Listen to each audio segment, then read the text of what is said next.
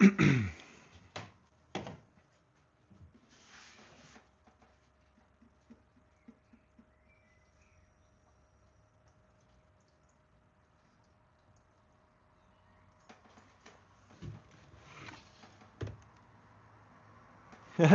wow, that was quick. Wasn't expecting someone.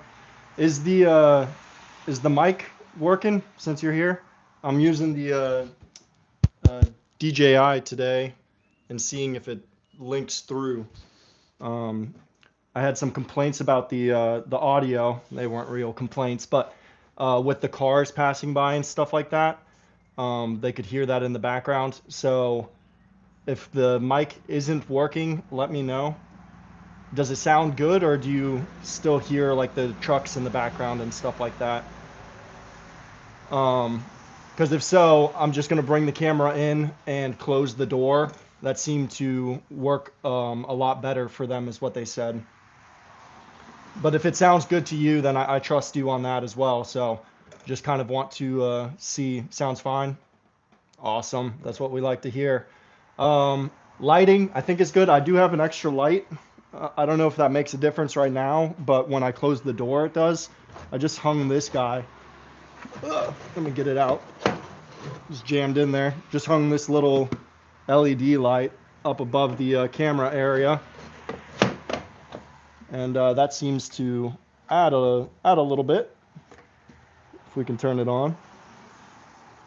Where's that button? There we go. I don't know if that makes any difference at all. I guess I'll be able to see here in a second. Not sure if it makes a difference. It might even add a little glare. I don't know if that's from that or not. I can turn it up.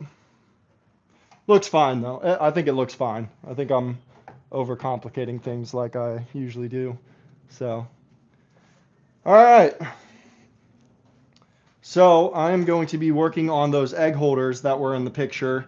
This was the old one actually. So this one right here was the original build, and I didn't do any dado grooves. I just kind of used some CA glue to put these little guys on there. It works fine and it looks fine as well. But the newer ones are way better because it doesn't have any of this kind of like stop blocks just glued into place. And this one looks a lot beefier with the fronts, since this was the first one, and the actual material itself as well is beefier. So I definitely like the new one with the splines in it as well and all that kind of stuff. Still cool, but this is the original prototype. So, and it seems to get stuck a lot more than the other ones with the dado grooves that just tend to slide a lot better. So we're gonna do the 2.0 version, not this one, but still cool, still cool.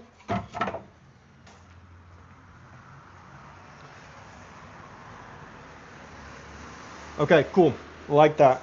So this material that I'm using is what was left over from the staircase that I remodeled, and it's huge pieces, and this is not even half of the piece. This is a quarter of the piece, how long it was. So I still have one whole half over there sliced off. But the cool part is that with this piece, once I get it cut down to the sizes that I'm going for, I'm going to be able to make, I think the math came out to 12 of these egg holders out of this one piece. And the whole piece, which is 4 times this size, was $130 for the whole piece. So it was great, but it was for the staircases, but it looks beautiful on these guys. So I'm gonna have a little bit of trouble running it through this table saw because it's just me. I don't have an outfeed support that yet on here. I'd like to build one, but I'll have a little bit of trouble, but on the first few cuts because it's just so wide and stuff like that. But after that, it should start to go pretty smoothly and everything like that. So yeah, lots of cutting to do on this guy, that's for sure. But saw blade is set to the height we need. I need to get some ear protection on because this is just going to be loud for quite some time. And then we can go ahead and start running everything. I think I got it set to the right size, 14, and 14 is what the other one is set at right now. So that should be good. I think I'm going to make them a little smaller, but I think I'm also going to mess with that just later on once I have this cut down. 14 can be the rough size, and then we're going to run them through the planers and everything like that. So, yeah, we'll get started, but cool to see you in here, Delane. Yeah, hope you're having a good morning. For me, it is about 12:30 in the afternoon. So I think for you, it's probably 6, 7, or 8. It's usually one of those kind of numbers for you. So sure you're having a coffee now and getting ready for your day. So let's see. Set up. Think we are good to go. Where are all the other Gnome House posts? Are they on your channel as well? Because I definitely want to go and check out the other builds and things like that. So, and I'm sure there was at least a few of them that did the Gnome House challenge that I know of. So, I'd like to see how I can go about like finding them, or if you have a post that kind of put them all together or something like that. So.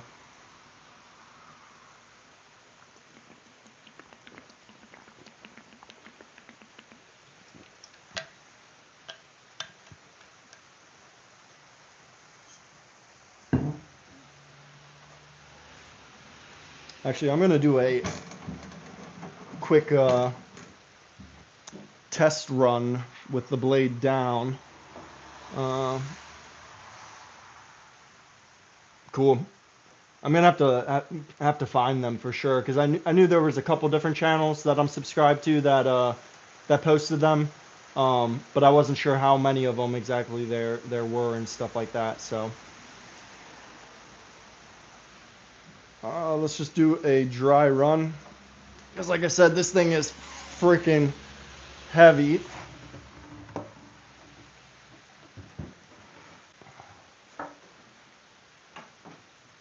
And huge.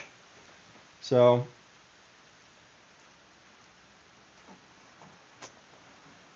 it's easy once we get to this halfway point. But that is going to be a monster to cut. Maybe I should take the skill saw and kind of bring them down into a more manageable size. That's probably the smarter thing to do here. So I think that's actually what we're gonna do. But then it's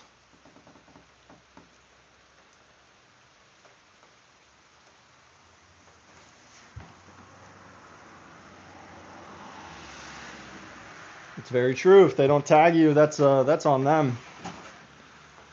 All right, I think we're gonna unfortunately skill saw this bad boy and just make it more manageable. I guess I could even just cutting it in half is gonna make it more manageable for me. So 110, yeah, 55. Do the math on because each of these are so 15, 30, 45, 60. So I definitely don't want to cut it at 55. This would be middle. 15, 30, 45. Yeah, no, middle would not be a good smart cut to do. So I think I'm just going to go ahead and cut it at the 45 mark. And that way I can run 3 pieces for sure out of this guy. Maybe we should add just a hair. 46 will do.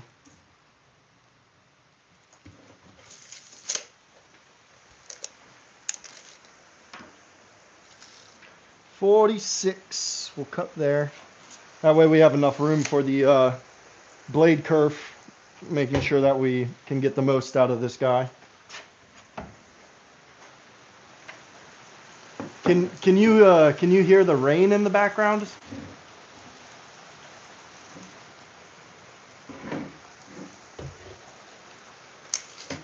because it's starting to come down. 46, double check. 46, we're good.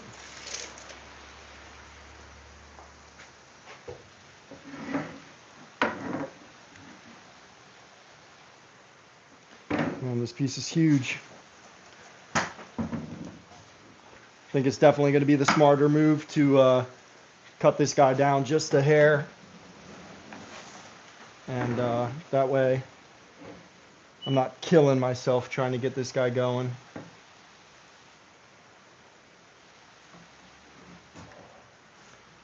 Trying to see how many of these I can make in a day too, to see if it's worth building for the markets and stuff like that. So we'll see. I'm sure once I have them cut down and things like that, it's going to go a lot easier, like quicker, I guess, because I think at the end of the day, the smarter thing here to do would also just to be to buy a, you know, 1/2 inch material, maybe, yeah, 1/2 inch probably sounds good for that. And that way I'm skipping all of these beginning steps of cutting this down and running it through the planer and all of that. I can just jump straight to the miter saw if I were to have that material. But since this is what we have on hand, that's what we're going to use. That's how that goes.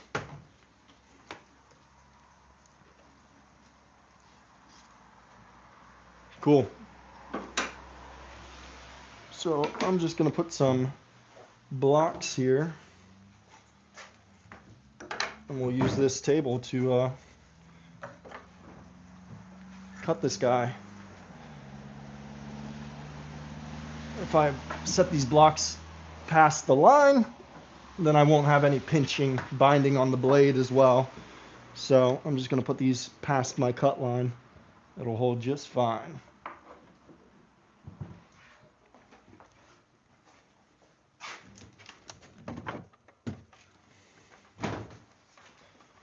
Set the blade. I think it's already pretty much set.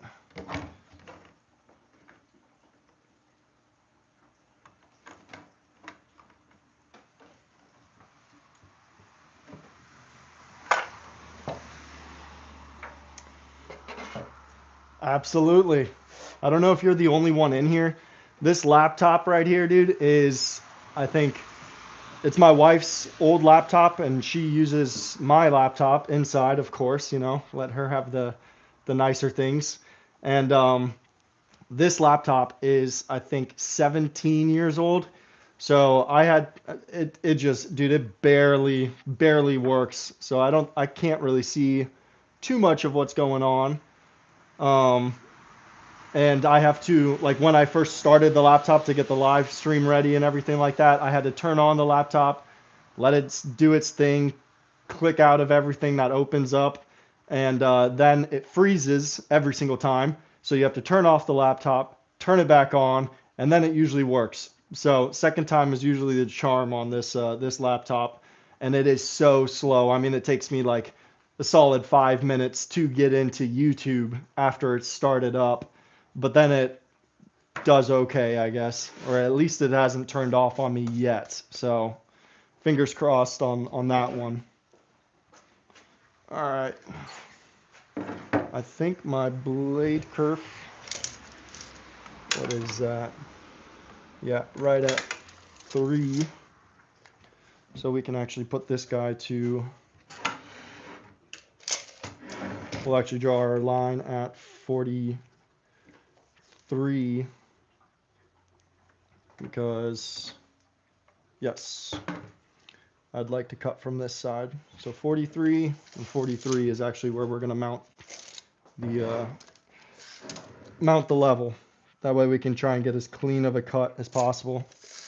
I'm also, since I know that this side is like true and flat from the factory, I'm going to go ahead and just mark it right now. I can even write on it, you know, flat or true or whatever we want to, just to remember that once we go to run these on the table saw, we'll want to run this side against the fence.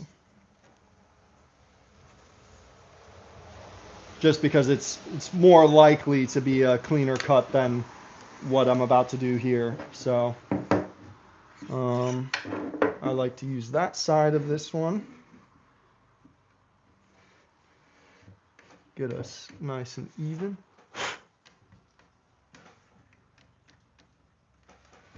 $43, $43.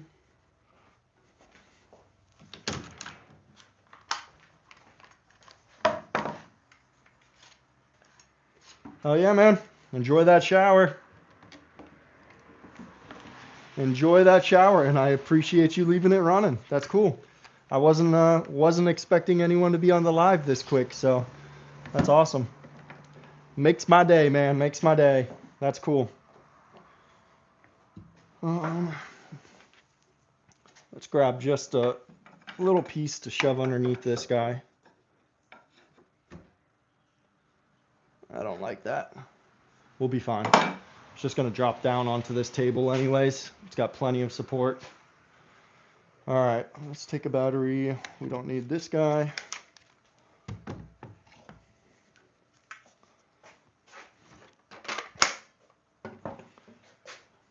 All right, everyone, muffs go on. That means mute for you.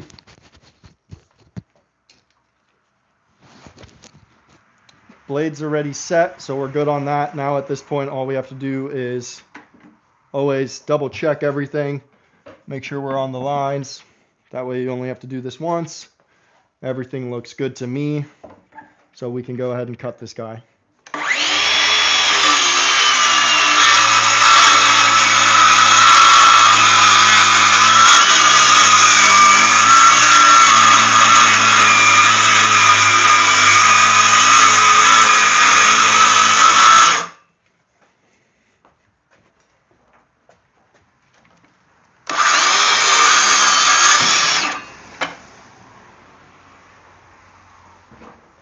Okay, so that should be a more manageable size now to where I can just jump over to the table saw. That's what I wanted to do in the first place, was just jump onto the table saw. So that should be a good size to start running it through.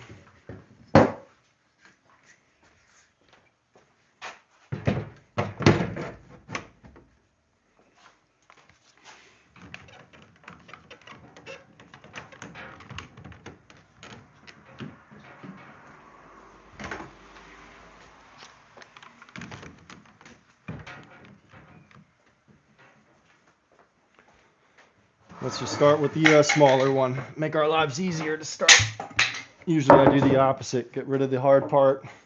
But that's all right. We're going to get through it, people.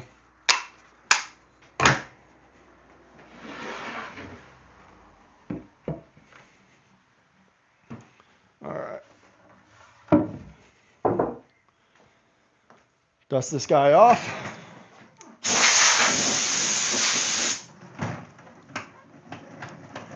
And then we have ourselves a scrap piece that we can use to set the blade height. Simple as that. Once that's set, set your fence. Everything's in centimeters and millimeters, my people. So that means for you that you have to convert this stuff, or you can jump over to the metrics. That's up to you. Right now, we're going to go ahead and cut these guys at 14 centimeters wide. That's just the size that I'm using right now for these egg holders. So we can do that at 14 centimeters wide. That works perfectly for us. And then I think later on, I am going to slim it down just a little bit. It was one of the requests. So we'll see. I agree. I could take off maybe 2 centimeters at the end of the day. So let's go ahead and do this.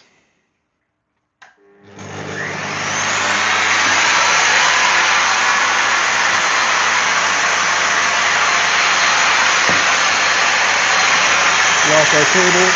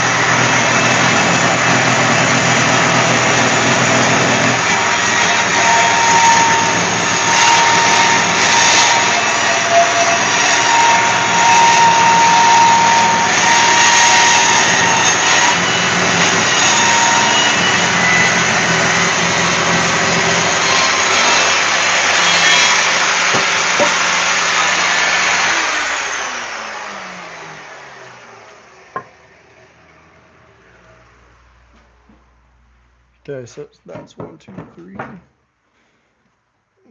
2, 3. Get those staples out of there. That's the cut side. That's the flat side.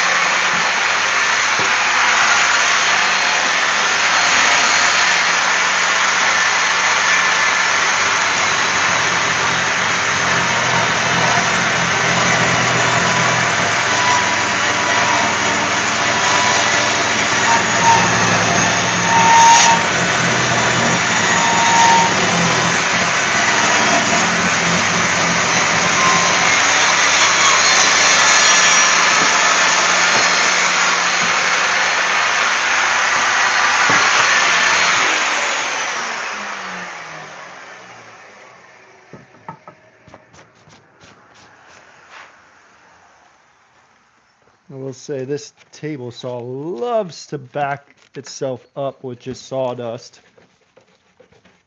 And then it just starts shooting it out everywhere in front.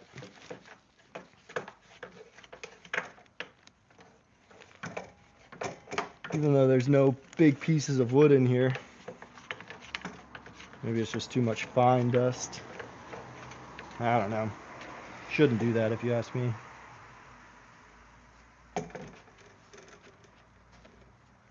Not asking too much of it.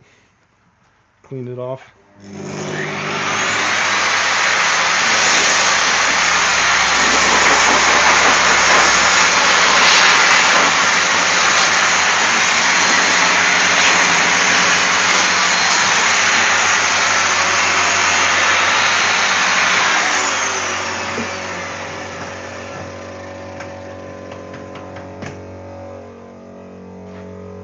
All right. The next step for us is going to be cutting all of these guys in half.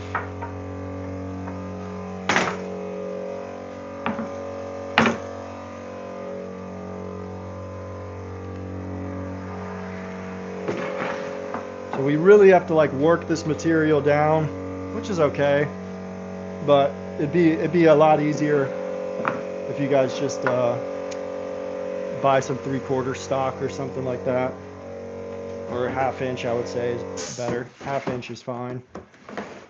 Some nice boards. 1/2 inch would be great.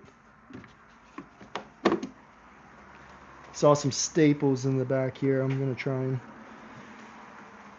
and grab those before we run it through the saw.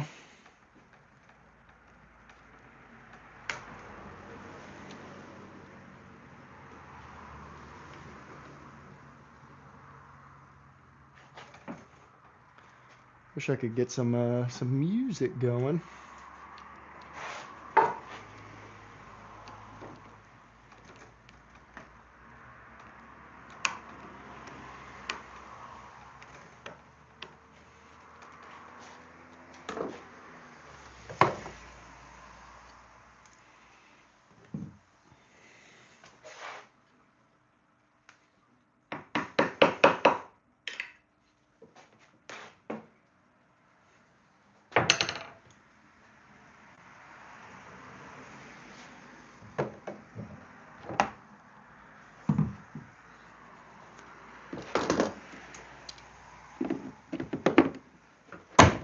Guess I should check the back sides too. Make sure there's no staples. Okay. All right, so we got quite a bit of boards here. Now they just all need to be chopped in half. So I need to cut them in half this long way. So there's a lot of cutting, like I said, to get this material down to where I want it for these egg holders. But I think it's worth it in the end, because this right here is going to make, I think, 10 or 12 of those egg holders, and I should be able to get most prices I've been seeing are between 40 and 60. So I really think I could ask right in the middle at 50 for these guys, or 49.99, you know, get that psychological spin. So these boards I think are 34 millimeters wide, exactly 34, which means that I want my saw blade for these guys at 16, and that'll cut right in the middle. So let's just always double check everything. So it's right at 34. So if I cut these guys at 16, we're going to be golden. So that's good there. And then I think I run them through the thickness planer at the end of the day and get them down to 14, which I think comes out to pretty much be about a ½ inch. So you can see after we cut these guys down, we lose our kerf thickness of the blade, and then I run them through the planer as well, which also reduces our thickness, but gets it nice and smooth on both sides for me and playing with each other. So cool. I don't know about you guys, but I have, like, I think OCD with cleanliness on the workshop. So until everything's kind of in its place, my creativity is driven down. We can leave those there. So blade set at 16. I'm going to drop the blade a little lower. This is going to take some time. We just have to cut through every single one of these. But this will be a good thing to do, because what I usually do is I build one of everything. And I need to stop doing that. It's good to do that at first to get kind of like that prototype in a sense and those kinds of things. But at the end of the day, if you're going to try to make money off of this stuff, you need to batch them out. So you need to have enough to sell and make your money's worth out of it. I don't think it's as easy to kind of make one at a time and sell those. So I'm going to make hopefully 10 of these today, or it's going to be a process of today and tomorrow, I think. But if I make 10 of these and I can sell them for $50 a piece, that means that hopefully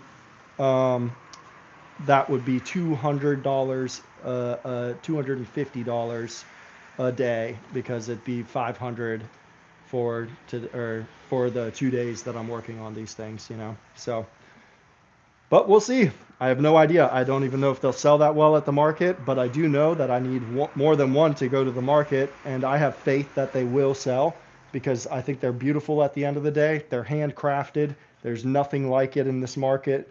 There's not any wood making vendors, so it's just a good way for me to get my name out, and I don't want to show up with an empty table. So that's my plan. So for this guy, we're just going to take small passes, and we're going to work our way up. It's a tedious process on this part, but It's better than just trying to take all the material at once. So the fence is set to 16 millimeters. That should cut me right down the middle. And it looks like it's, well, actually it doesn't look like it's so much in the middle. 16 would make 32. That's why. That's wrong. It should be 17 that this guy is set to.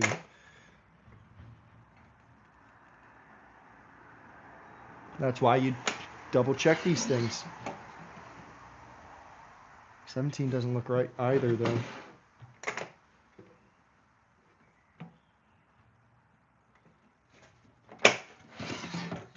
Would it be 15 because of the kerf? That makes sense. Because of the blade, we want to measure minus the blade, so the actual distance off the fence is 15.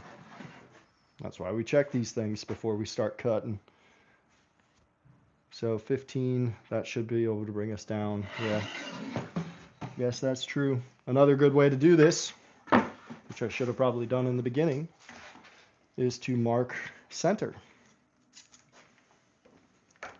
So, easiest way to do that is get your square out, push that guy up to the bottom. Like I said, we're reading right at 34 pretty much. I mean, it's like 33.5, but 34 is exactly what we're going to call it, which means that the center of this guy should be 15, 16, 17.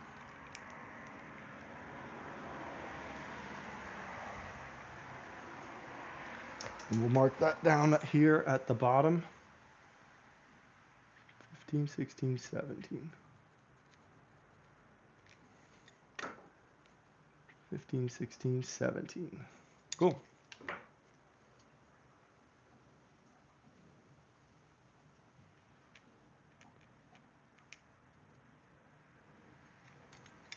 And 17, right?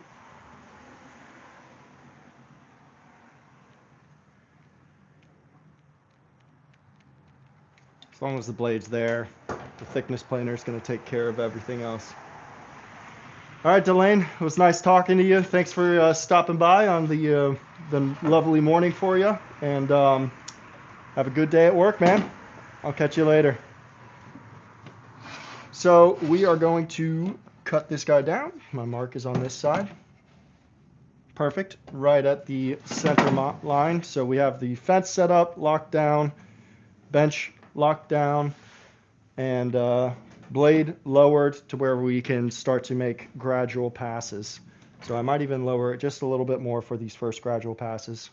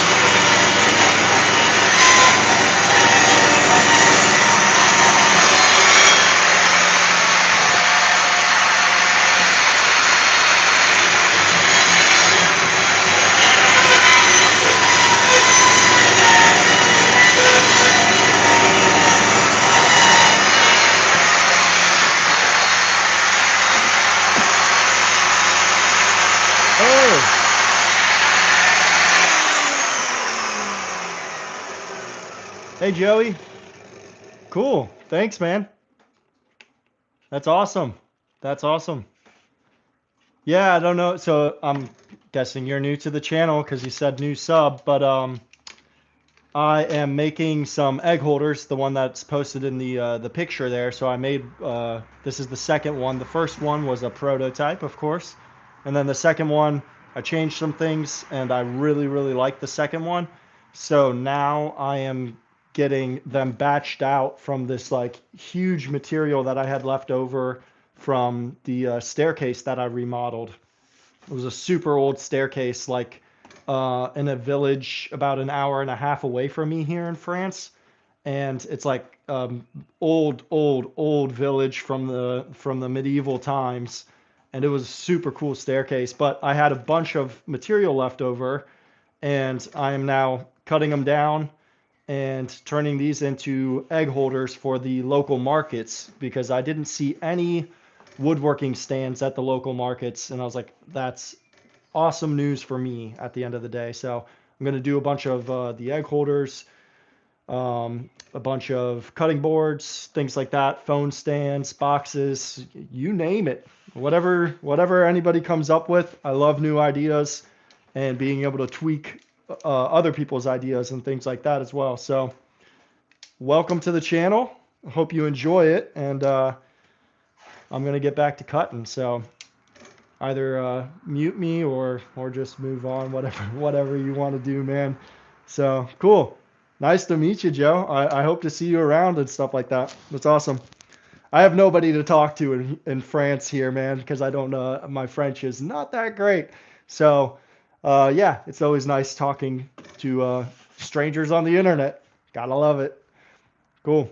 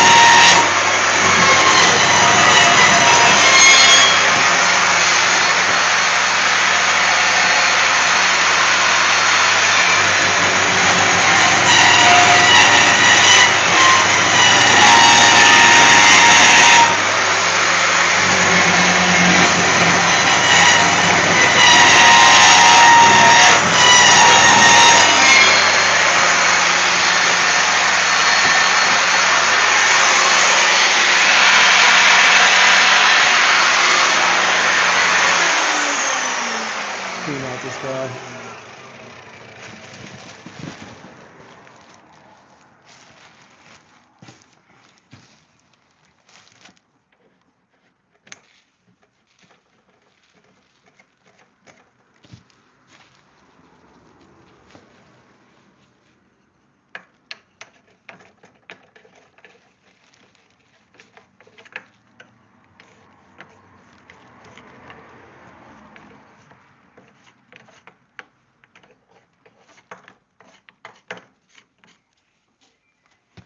So yeah, I should get a new trash bag going.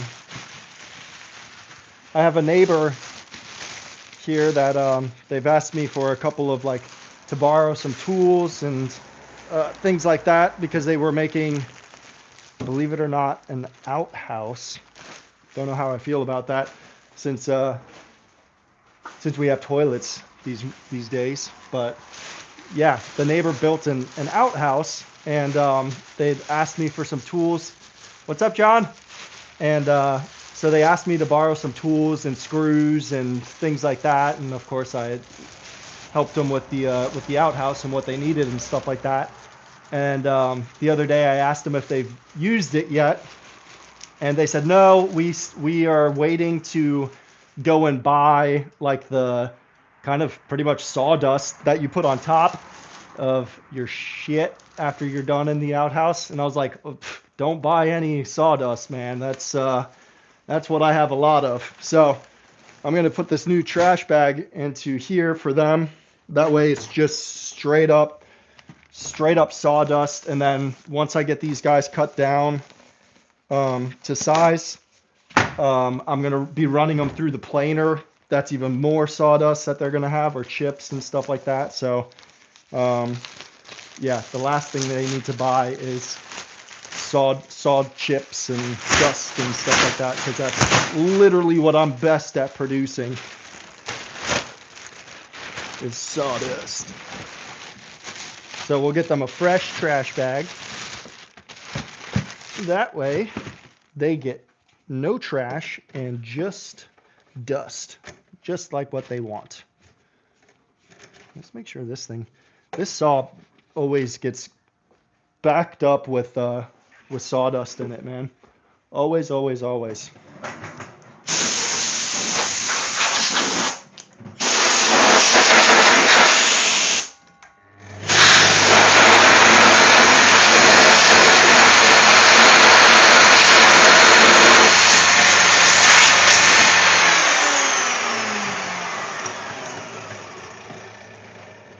Okay, so those are good. Onto these. Let's get to cutting.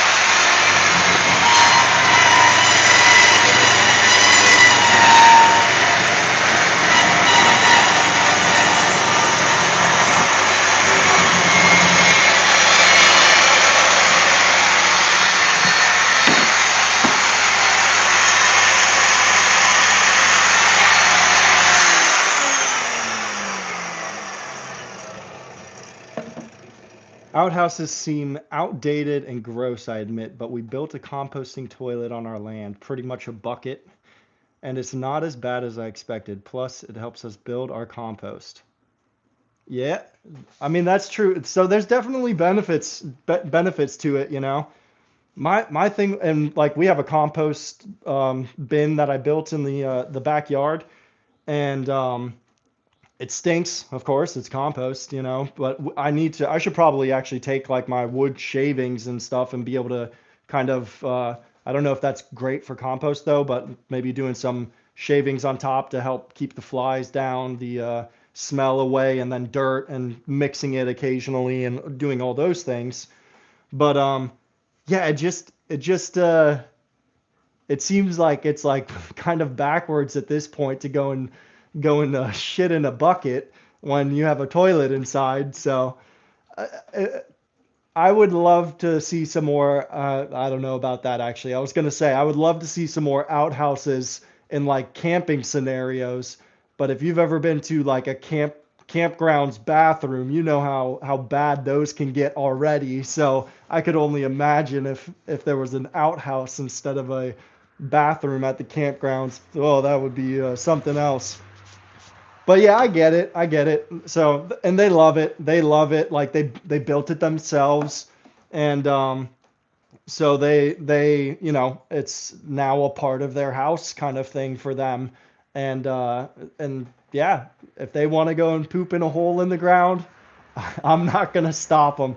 I'm gonna help them, and I'm gonna give them some sawdust to help keep the smell down and everything like that. So they have get-togethers every once in a while and stuff that we've gone to, and have some drinks at night and hang out by like the fire and stuff like that. So it's a cool time, and it'll be cool to kind of be involved in the shit house is what I told them to call it. And yeah, it's funny. But I'm over here in it's like Bordeaux, France area, and so for me right now, I'm just trying my best to like learn the language, because that's my biggest hurdle and barrier right now is the fact that my French is just worse than that shit house. So yeah, my 4-year-old daughter is just completely crushing me in French, which makes sense. She's like a little sponge, but yeah. Send wine, dude. The wine is so cheap here. It's awesome. Like I thought I was drinking cheap wine at home, which was like maybe like nine to $13 a bottle and stuff like that. But there's wine here at the grocery store that's like $3, $4 a bottle, and it's actually pretty damn good. So I was like, that's awesome. And one of our family friends has the vineyard that's like literally across the street from us here. So they make wine, and we can get wine from them on the cheap as well, which is really really cool.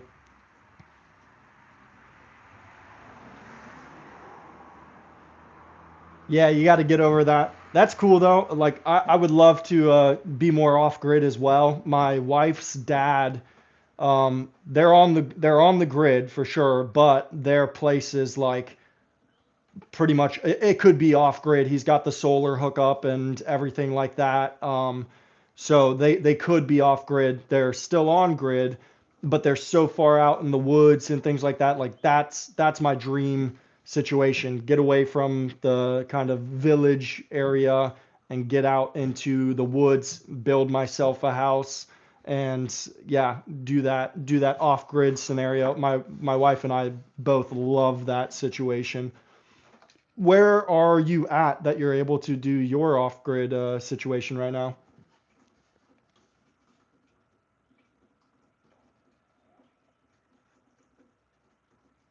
Good to know about the sawdust and the compost, though.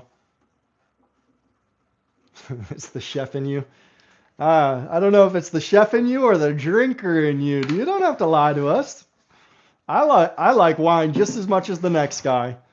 So I love it. This thing just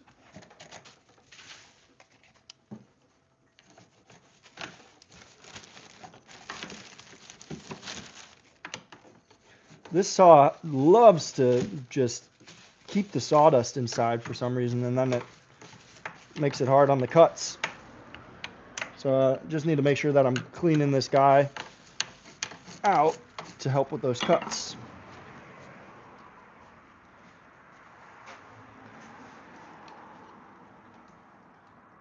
Oh, the Adirondacks. That's cool. Dude, that's awesome, Joe. That's freaking sweet. Yeah. You have a lot of people's dreams going for you. So I'm sure you worked for it and things like that, but a lot of people love that idea and would definitely want to trade places with you, I'm sure. That's pretty sweet. I'd like to get back to that. Yeah. Because like with my father-in-law, so my wife's dad, that lives about 45 minutes away from us.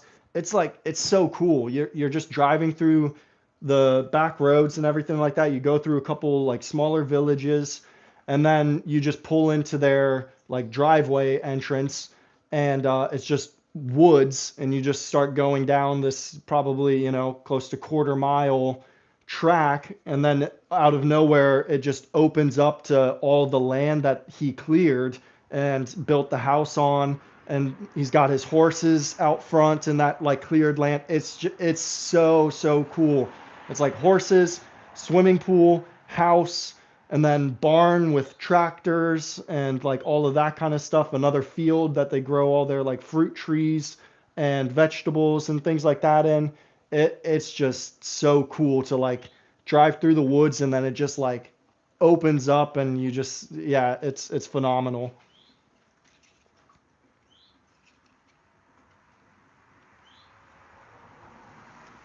Yeah, that would be nice if the prices come down, but hopefully you've secured enough area around yourself to where it's not like, a lot of people come by and kind of take away from that whole quietness. That's sweet though. Let's start this guy and get these guys cut real quick. Think we're all set. Yep.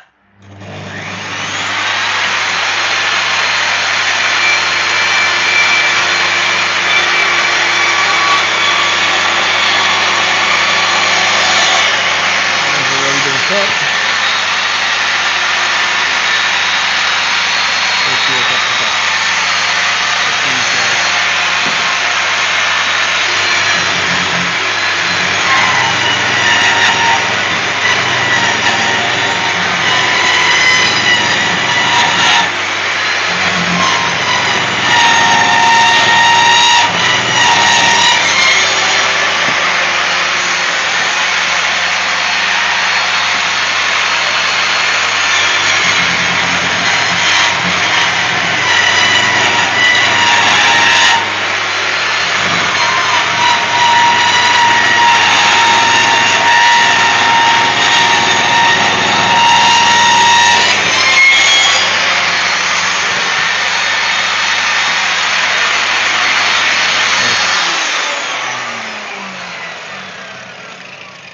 Oh, okay. Actually, no, it's probably still doing its job right now. Probably didn't have to cut it off there, but I'm going to turn it on and blow it out. That way the next round is much cleaner. You can hear the difference in the saw once it starts to have like all that sawdust build up on the inside there. So that's what I'm kind of gauging it off of.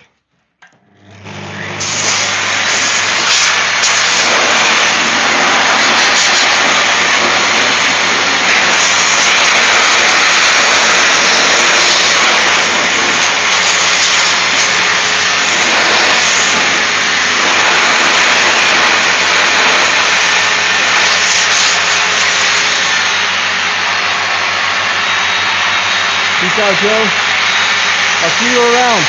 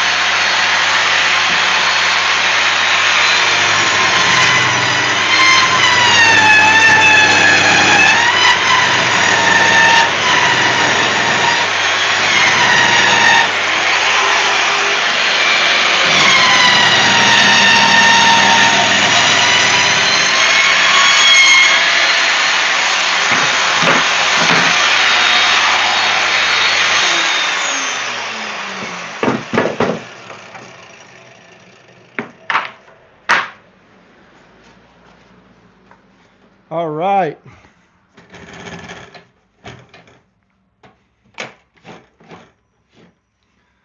Let's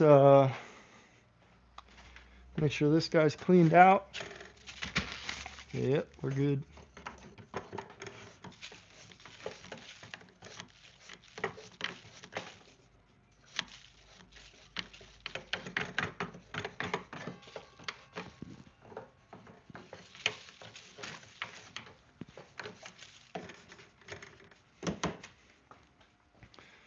Okay. So we got them all cut down. Awesome. Awesome, awesome. Get all this extra sawdust. I'm going to sweep up. If you guys know me, I like to have it clean.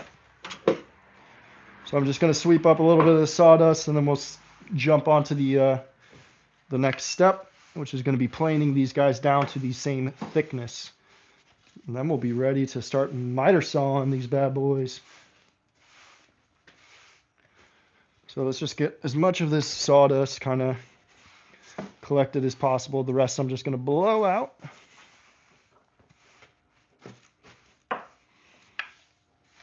But any bit helps.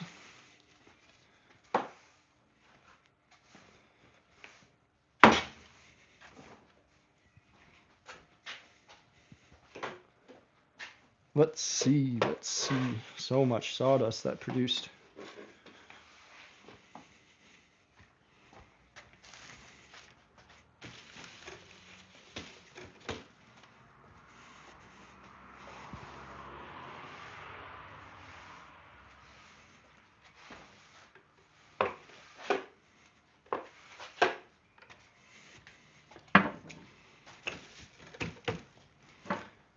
All right, the rest I'm going to blow out, and then we'll be ready for the thickness planer at that point. I like a clean shop, people.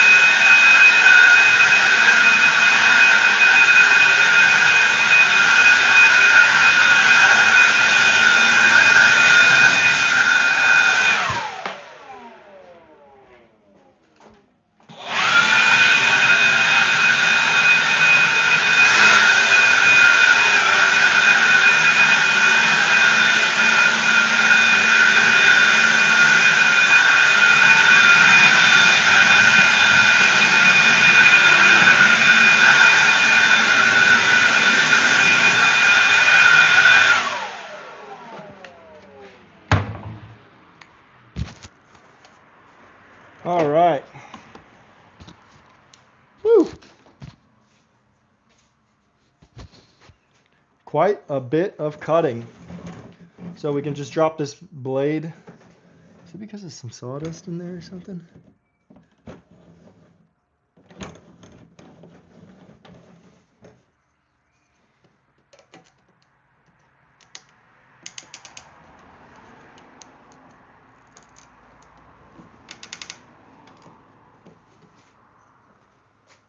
See, I don't have flatty on me.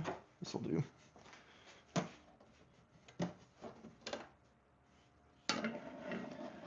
Wow, that frickin' just collects sawdust in this guy. This is gonna get dusty.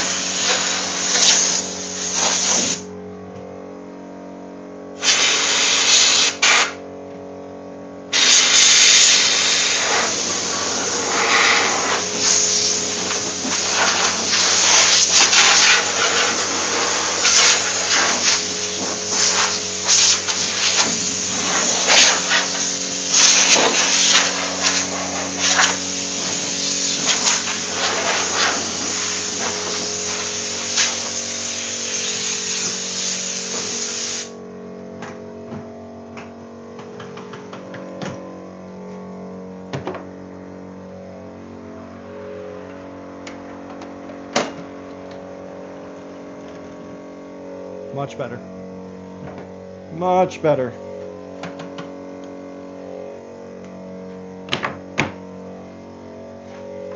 All right. Now with that being down, we can go ahead and switch courses.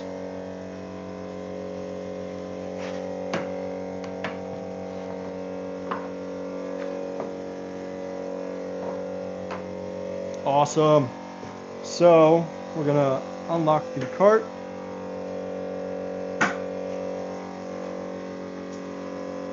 And we will push this just a little bit.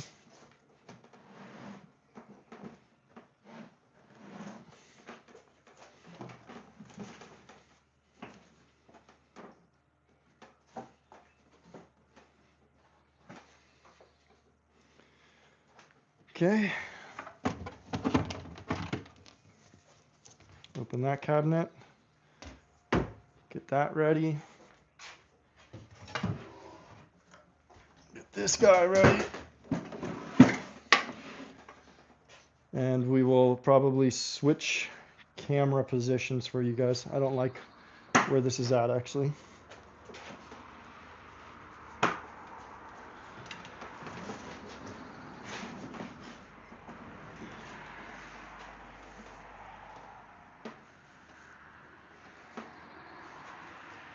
That might be a little better. That way you guys kind of get to see what's going on.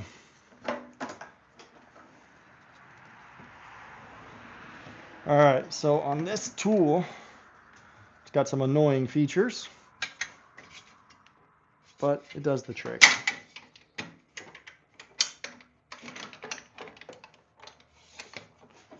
So we can drop the fence a little, slide that out of the way.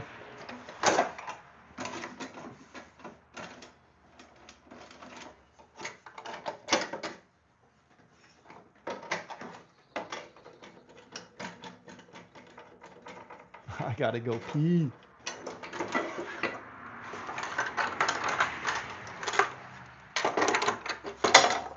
Slide this guy into place.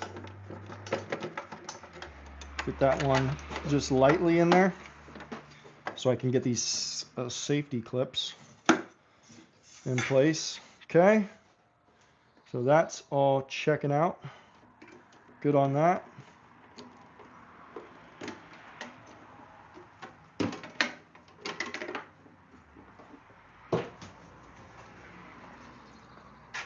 Get her plugged on in.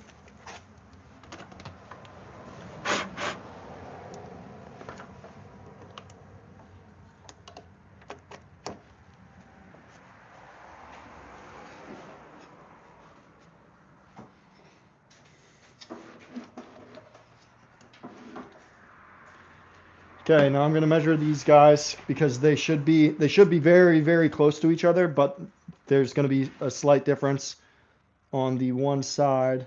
So it's measuring right at 16, and then the smaller sides should be, so they're measuring right at 15, and we want them down to 14 at the end of the day.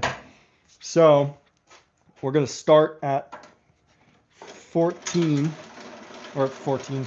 We're going to start at 15, maybe even 16, right in between, and that way we can run all the boards through.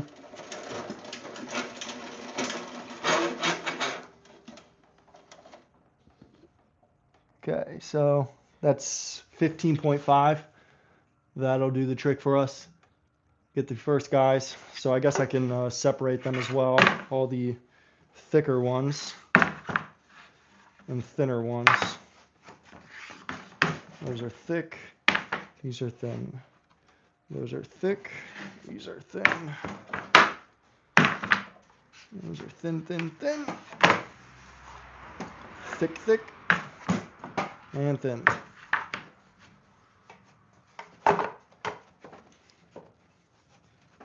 So we do have the same amount on each side, but we just have those slight differences in thickness that we're going to take care of now. That means that I should have set the blade literally 1 millimeter to the other side, but it's not a problem because we're just going to run all of these through on the thickness planer anyways.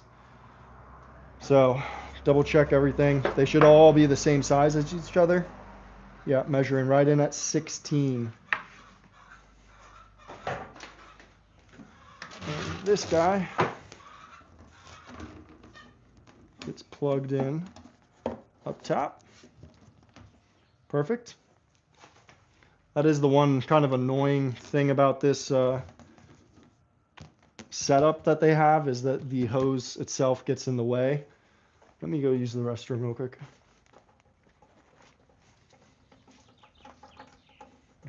My wife's home.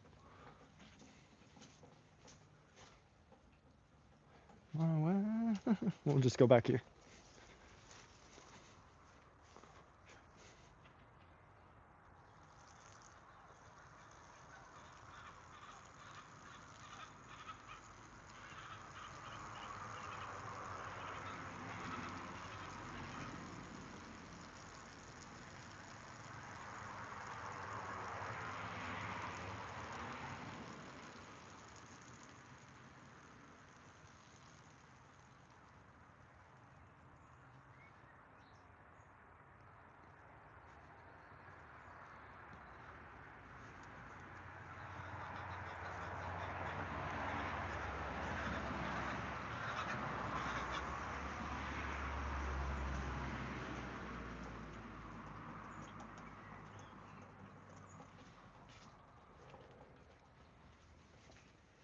All right. And we're back. Cool. So I'm just going to run these guys through this thickness planer, get them all down to the same size. This is probably the longest part of this whole process, and then after that we can start to use the miter saw to kind of cut everything up and get them into the size pieces that we need for these egg holders. But taking the large stock and bringing it down to this and planing it is definitely the longest part. So let's go ahead and start. I think it should be empty, hopefully.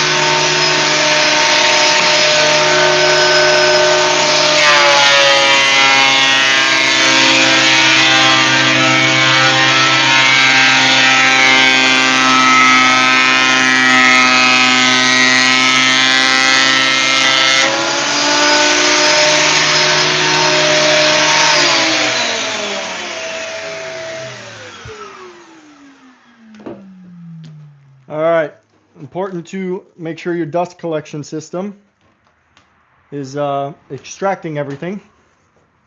So I just check on it while I'm going, and it wasn't empty. There's no way it filled up after just that amount, so I need to just empty it real quickly and donate that to the shit house. Oh yeah, that's a full basket. You can see I did some Purple Heart in here, Wenge.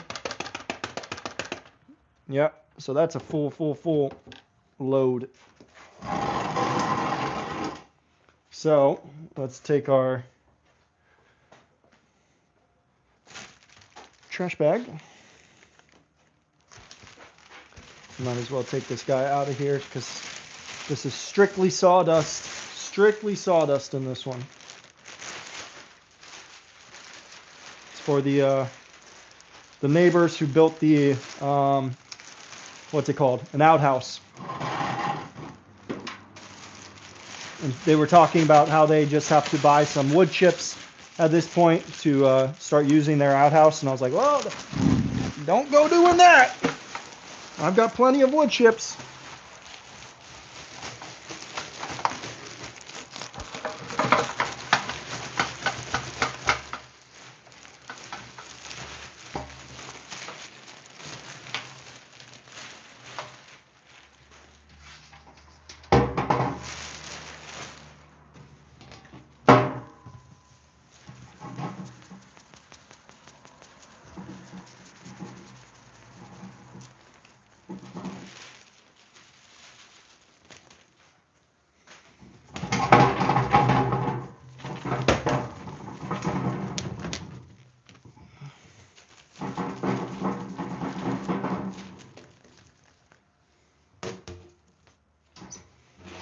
All right. Then I usually just bring up this guy. It's always a good idea to blow off the actual filter.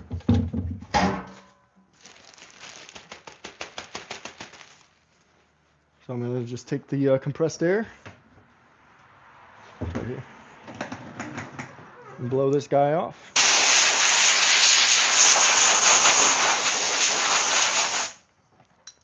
It has a bag around it, which is pretty cool. I've been using the same bag for quite some time. I don't think it's that bad for it right now, as long as I keep them cleaned off and things like that. No matter what, it's doing a better job than not having one. Okay, and just like that, we are back in business.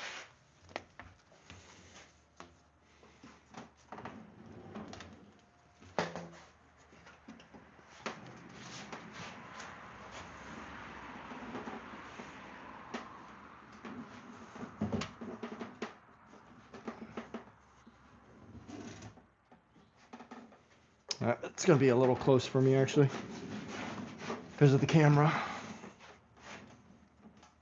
That looks fine.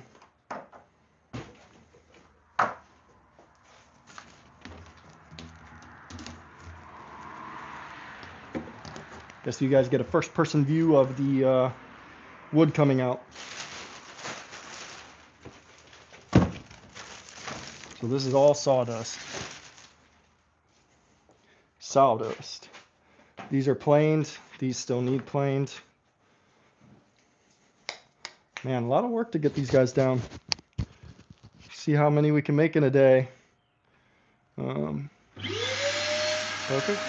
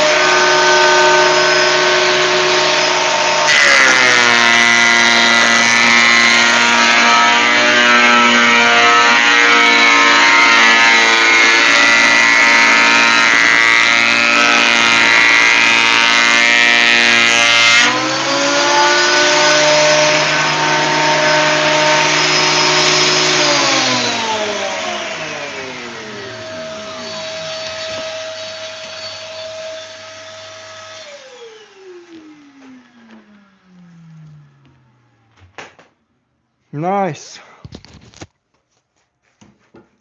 Getting there, getting there. Got all these pieces cut down, planed, everything like that. So then we can move on to just doing a light sand to start, just to kind of knock everything down and get it nice and smooth for the most part. And then we can start setting up stop blocks on the miter saw and getting them cut, glued, everything like that. So we are done with the thickness planer, I'm pretty sure. Maybe I should check these, check the boards and make sure that they're all coming out the same. So we are coming in right at 14. And we'll just go to a top one, 14. Go to a top one, 14. Go to another one. We'll just kind of check them all. 14. So we're looking good. 14. Perfect.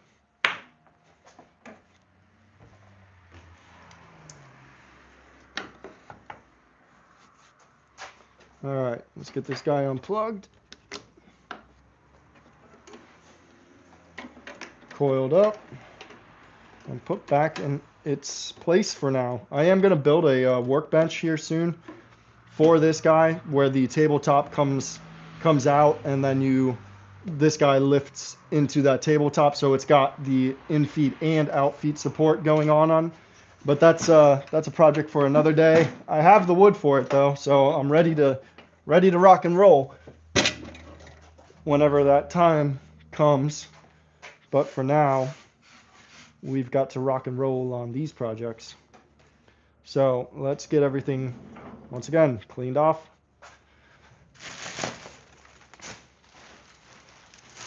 It's kind of like you clean as you go, and then you don't have as much to do at the end of the day. But yes, it slows down your production. But I also just like a clean shop. And I like to not walk around on sawdust. I saw this one guy's shop, and they literally, like, they didn't do anything for their sawdust. They just threw it on the ground, and they were walking on like 3 or 4 inches of sawdust. I was like, holy crap! One, that's like a huge fire hazard. Like, just the entire shop, the whole floor was just sawdust, and they just threw their sawdust down. I was like, oh my God, that's such a hazard. I mean, and they were like, it's like walking on a cloud.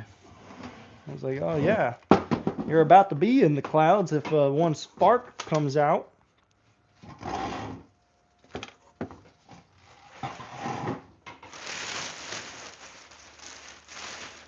Could you imagine, like, a piece of metal being stuck in a piece of wood that you don't know about, and you run your miter saw, and it just causes one spark and your whole shop frickin' goes up? Ooh.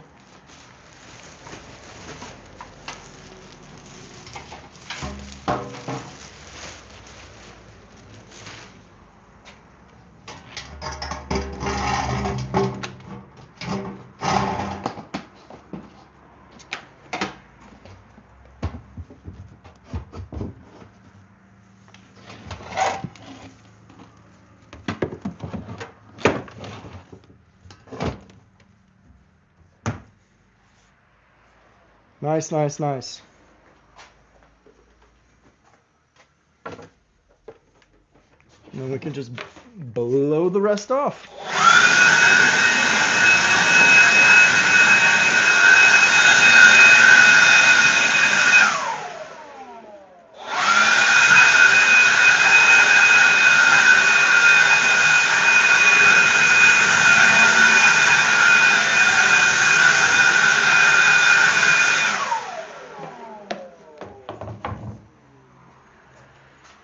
Cool. Simple enough. All right, so now we're on to sanding these bad boys down. Just giving them a light sand so that I might either pull the camera. Oh, you guys don't need to really see all of that. You can see the sanding going on and stuff like that. Holy cow. I'm a dusty bunny.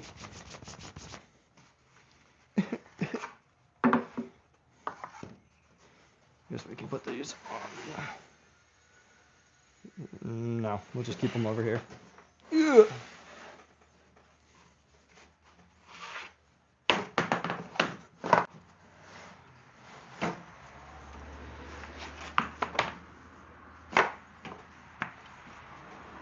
Nice, nice, nice.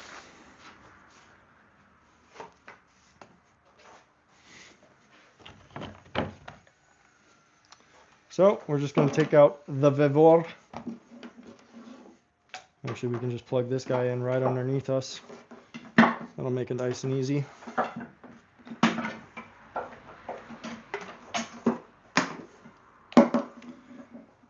And sandpaper.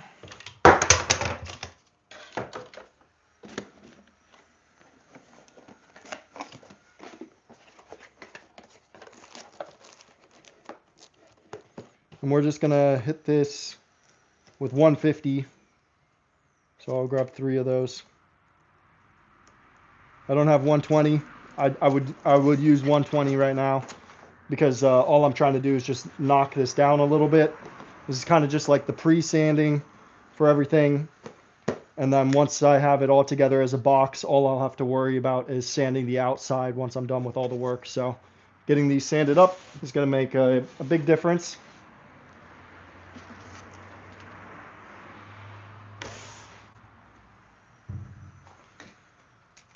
So for a sander, we need dust collection.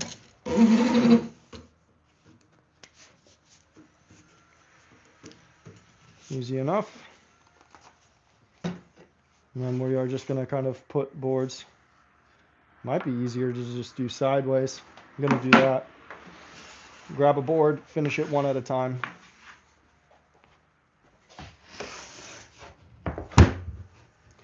So these are, we'll do unfinished against the wall.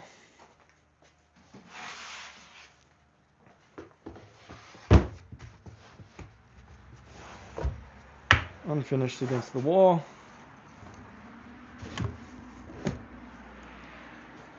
And I can just throw finished up there.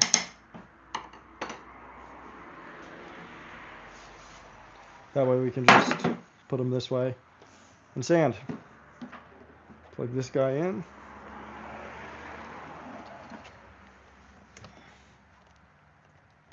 Ooh, I forgot I have a sandwich.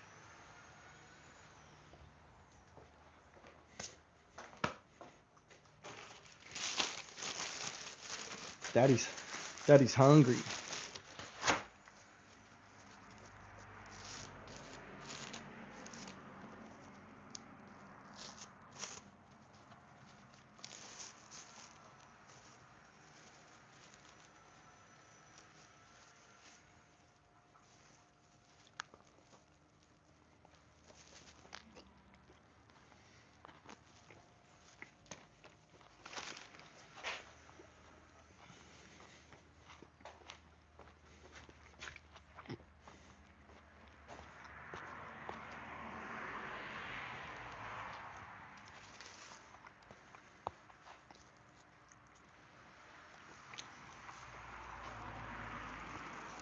Everyone's going to work.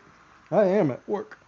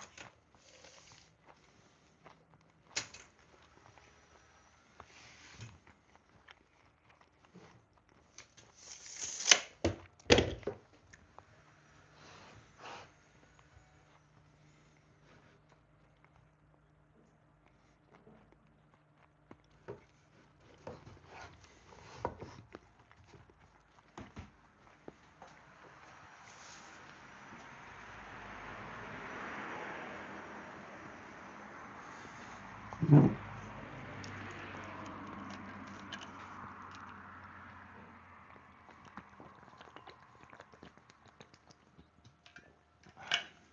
little lunch break.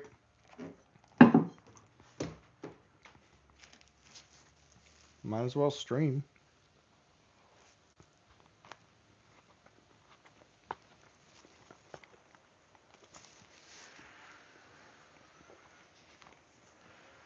Mm-mm-mm.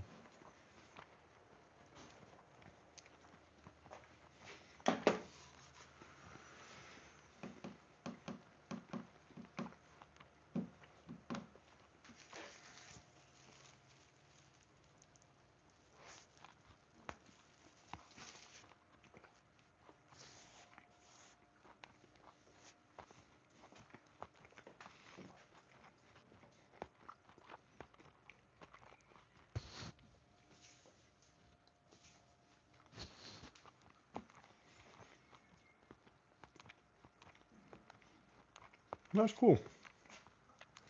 I was able to get this DJI mic to hook up through Bluetooth to the phone, and it works apparently. That's pretty cool.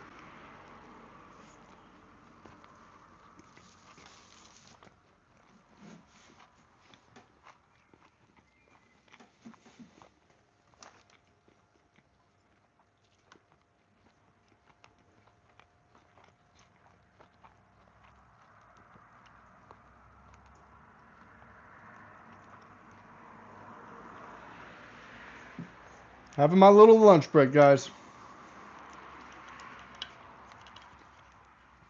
I'm hungry.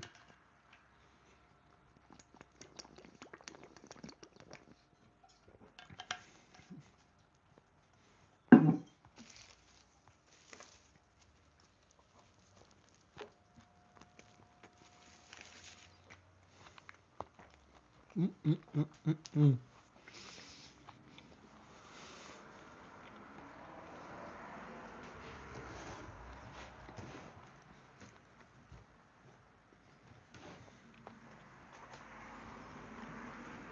Got a lot of sanding to do.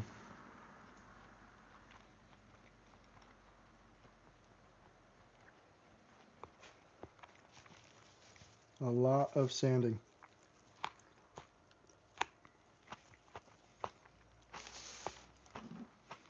Dude, these sandwiches are so good.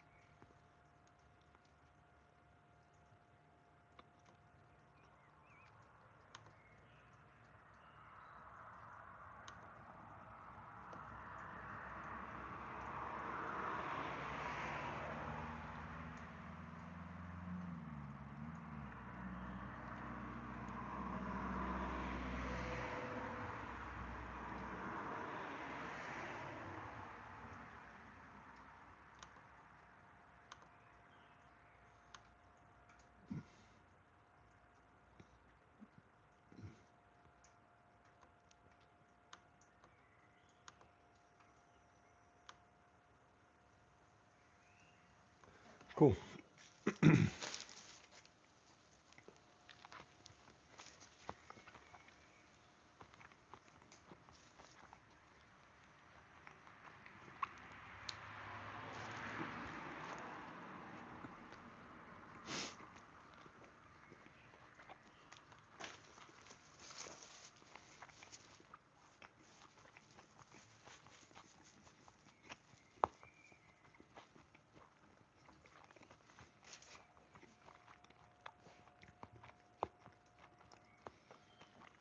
Eat this sandwich and get to sanding.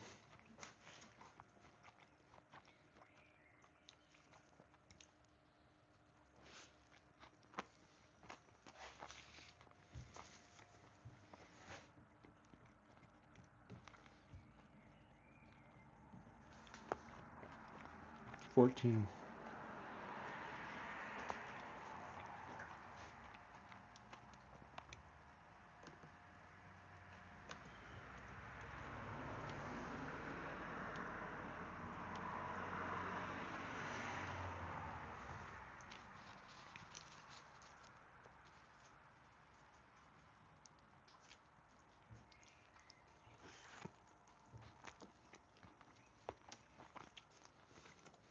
Sorry. Eat my lunch.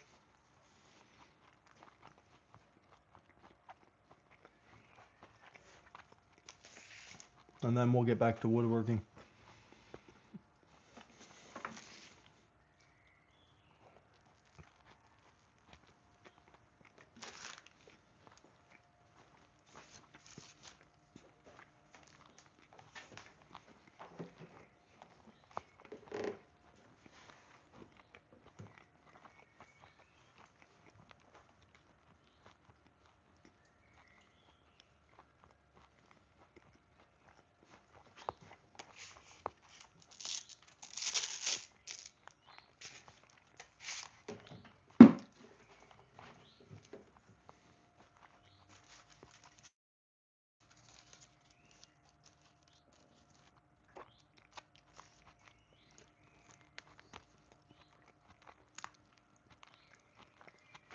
Mm, mm, mm, mm, mm.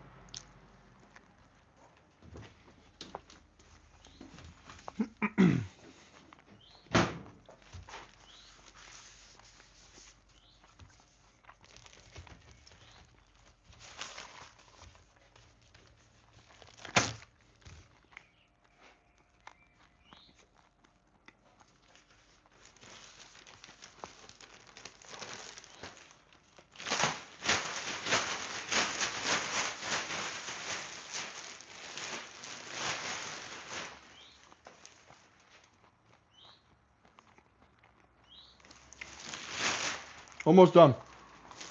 Then I'm gonna get back to it.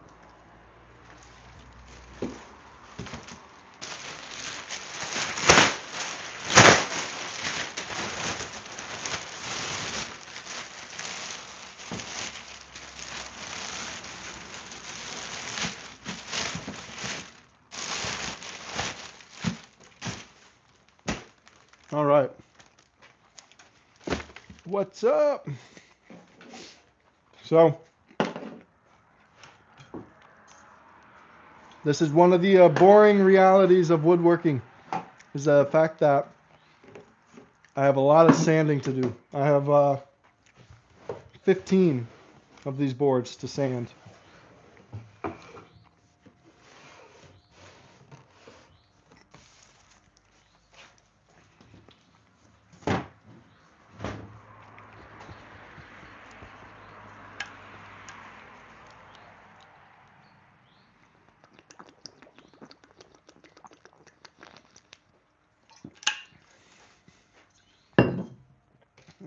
All right. I don't need those for right now.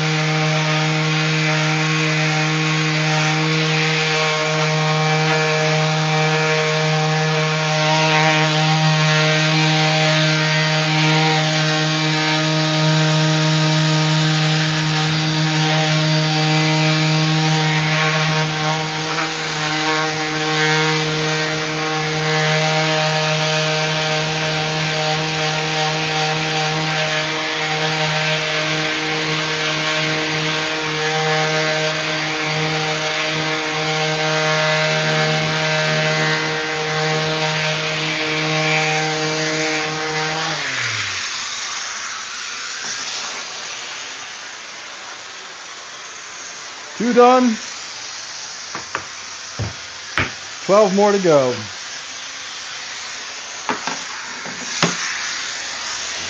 Hello, hello, hello.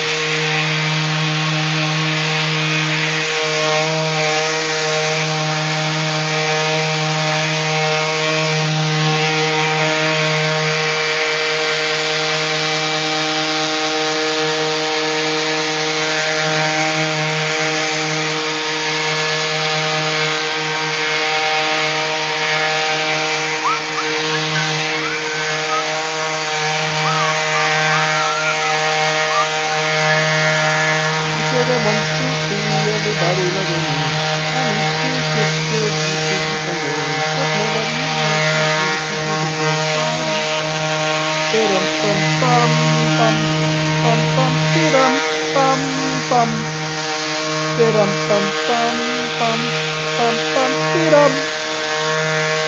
I need to figure out how to get music because my phone is recording on this music.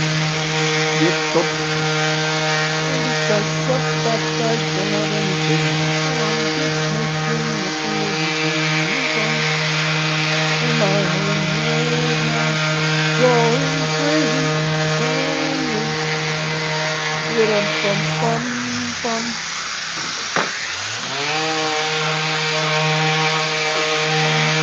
bum bum bum.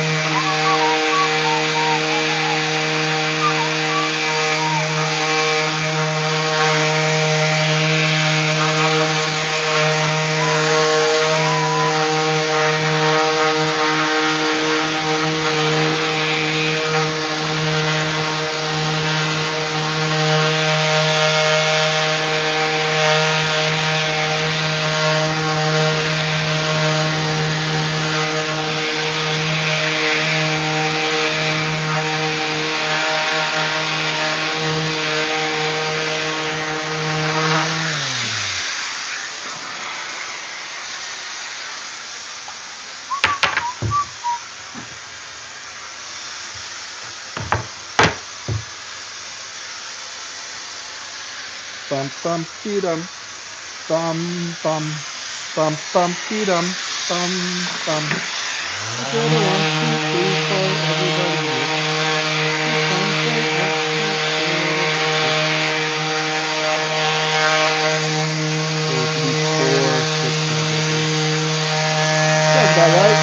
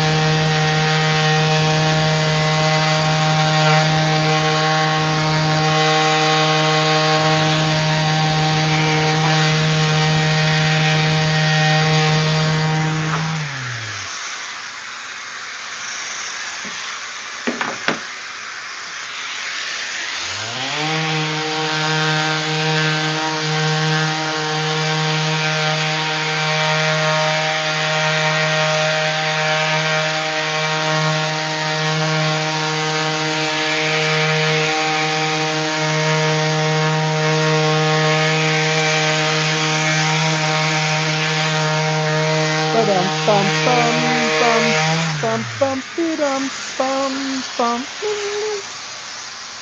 bum bum be-dum. I said a 1, 2, 3. Everybody sing with me.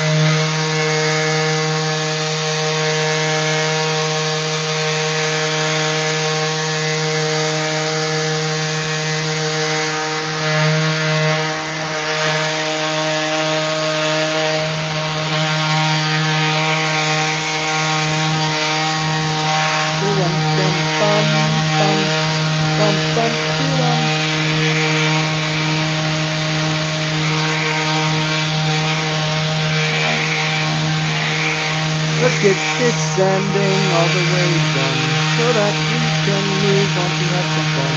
Let's cut the heat boards down to any size. Until you can get all of the 45 atoms. I need to rip 40 seconds.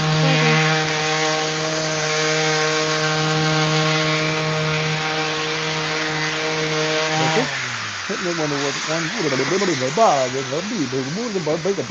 Hitting it with a 150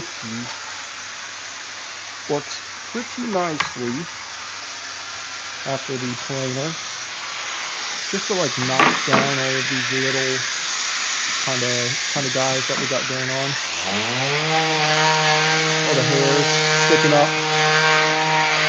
So yeah, it's just a lot of sanding from this point on. Well, we're halfway through it, so and then we can get back to cuts, fun stuff. But I don't want to cut them all, and then have to sand them all individually.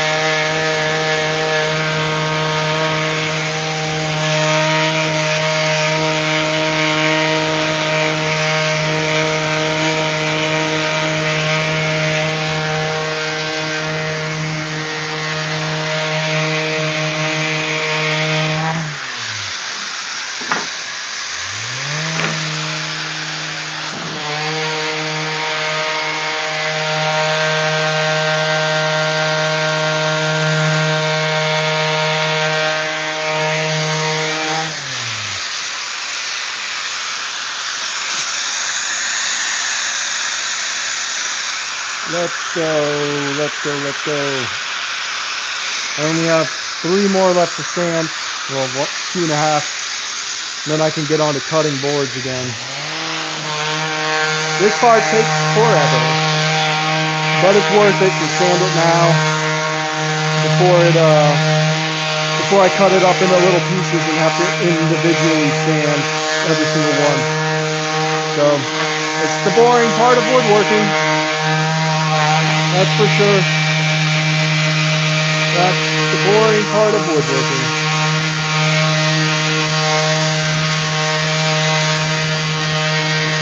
It is what it is. But I'm so close to being done processing all this wood down. I had it was huge slabs at first that I have back here at 1.5 inches thick.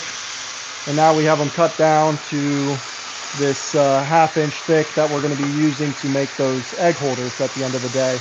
But it's a lot of work to get them to this part. So I had to run them through the table saw sideways, obviously, to get the widths. Then I had to cut them in half, running them this way on the table saw. And after that, we used the jointer to run it through and get it cleaned up. And now I'm doing a final sand with 150 grit right now just to knock the bumps off, and then I can move on to cutting.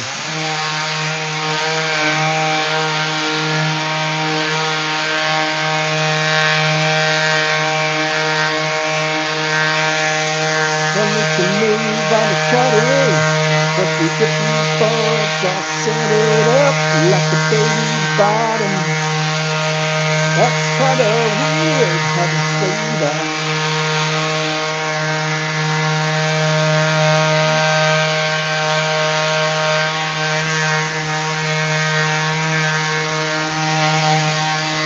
Smooth as a baby's bottom.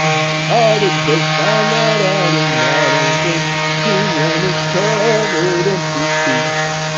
Nothing smooth about that. Nothing smooth about that. Making up the songs we gave to keep myself entertained. 'Cause I don't have any music to play.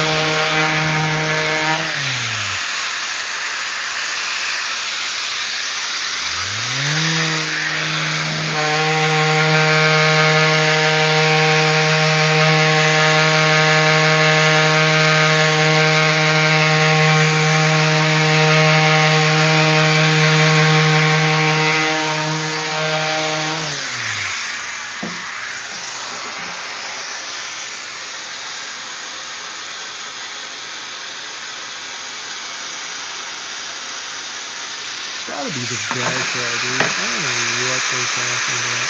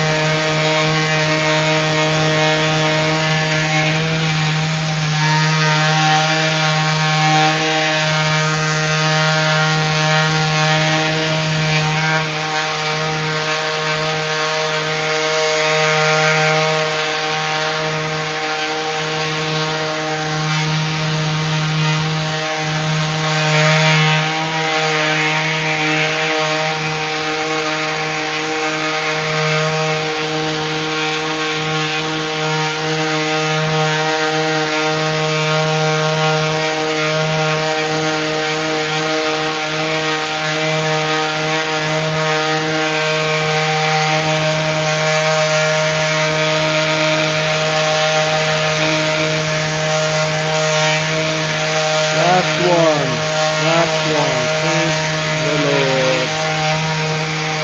On the other side, we're done.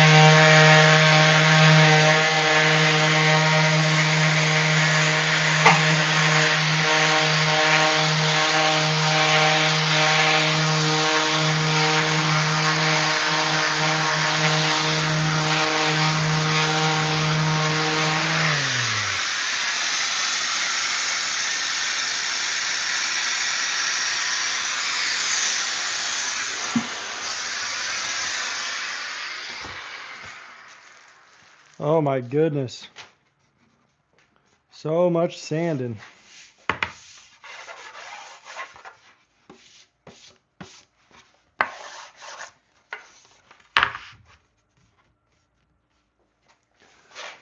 So much sanding.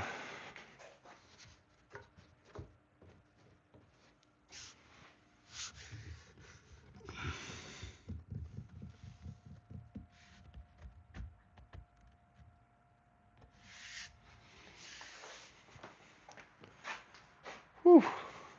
Put this back. Put the sander up for a minute. I think we've had it. Done enough sanding where that's done now for today. Because the next step is going to be cutting the 45-degree angles onto these guys. Just leave this up top because that's what we're going to need next. So cutting the 45-degree angles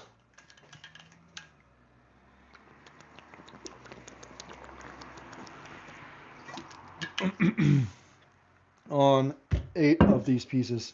8 of them is going to make 10 boxes for us. And that's plenty of boxes for the day.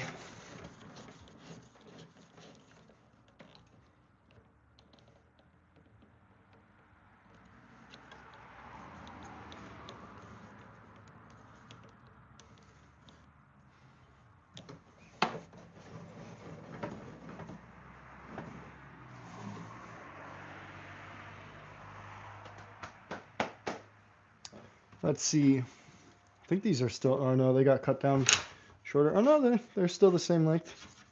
Okay, cool. Use this as my guide. And see, we want to cut 45 off, but I don't want it to go all the way to the edge. That way it kind of leaves a nice little reveal at the end. Let's kind of test one out here on this little guy and just see if that's where we want it at.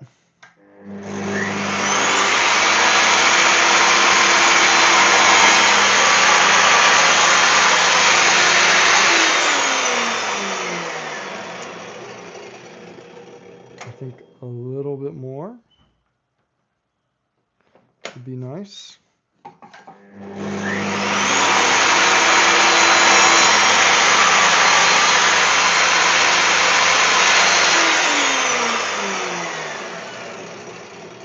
Yeah, that looks solid.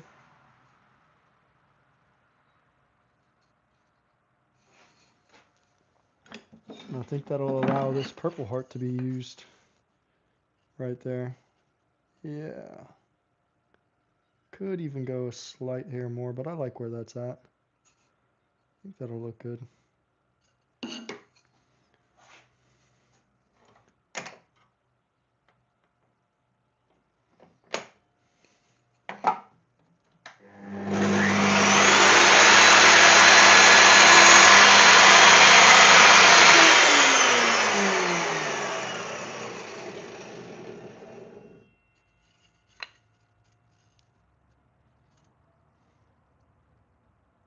Perfect.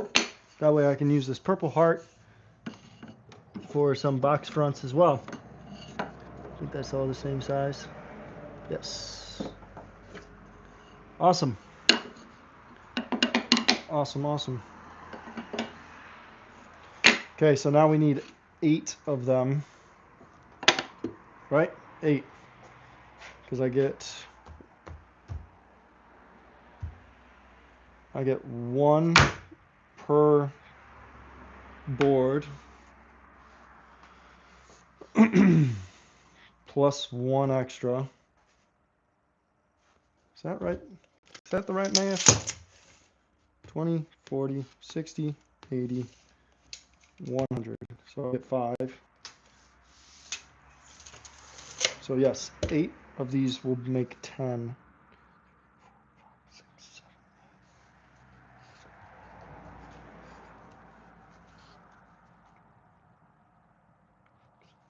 And then I have 6 left. I don't need 6 for shelves. I can do 8. Let's start with 8 because that's going to build 10 boxes. 10 seems like a good number to have for the market. Okay, so now I need to run these all through here and get them cut down. They should all be the exact same width as each other.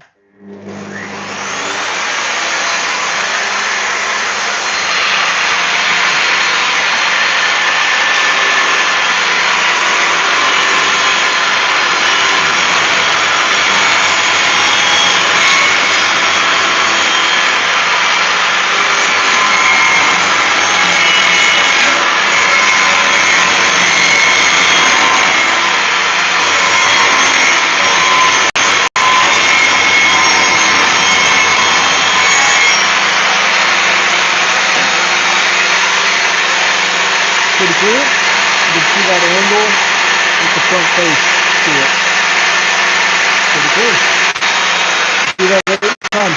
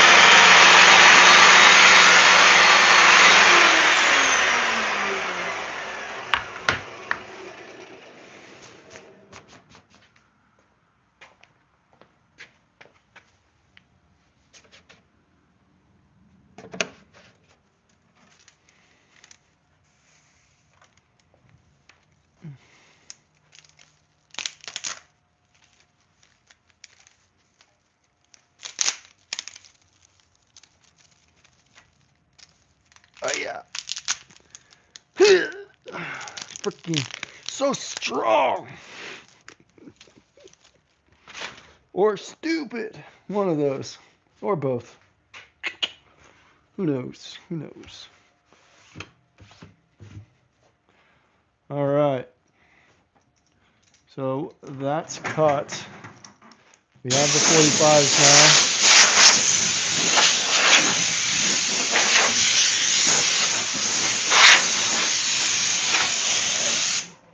Now we're getting somewhere. Because that's 10 boxes right there.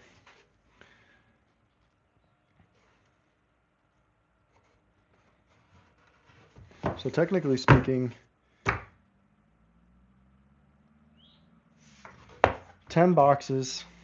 Each of these creates 5 pieces. Right, 5. So I need 1, 2, 3, 4 of these guys just for those shelves.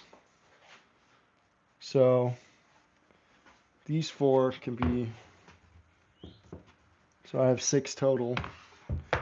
So I think that means I can make 1 more, which is going to make 11 boxes total. We might as well.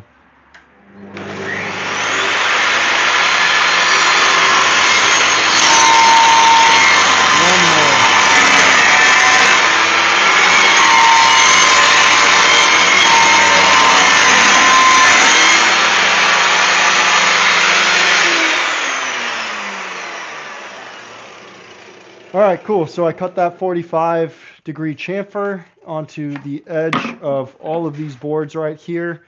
So we have a total of 9 of them now, and that's going to make 11 of these egg storage bins for us.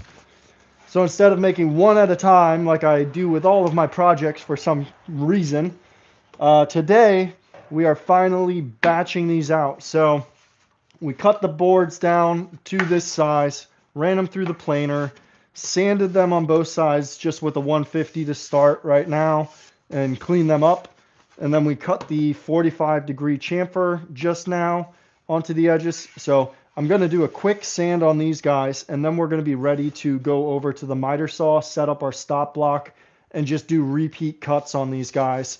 And we should have ourselves 11 boxes ready to be glued up within 30 minutes or so, which is going to be awesome because, yeah, usually I make one at a time, and today I got a little smarter, I guess, and we're going to make 11 of them at a time. And you don't care. You don't care. Of course not. So we're just going to bring these over, sand them down one at a time. Let's just do it. Nobody wants to see the sanding. I agree. I don't want to be seeing the sanding either.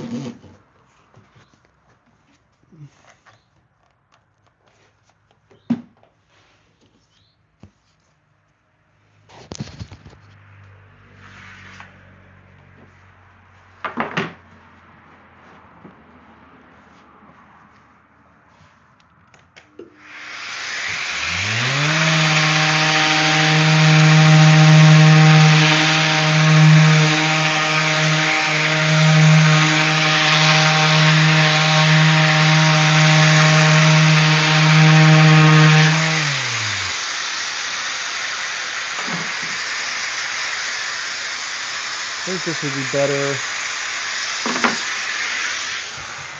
if I turn the table for this part. It's going to be easier. That's for sure.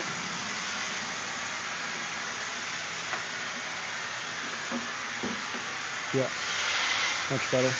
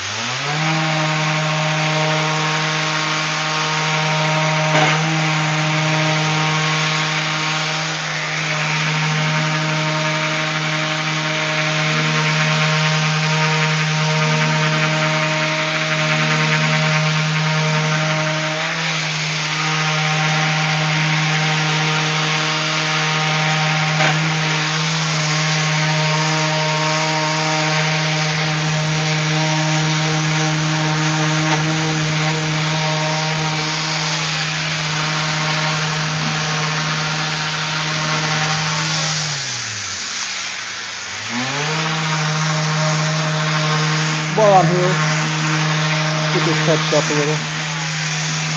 Get a little sharp on the edges. That ought to do it.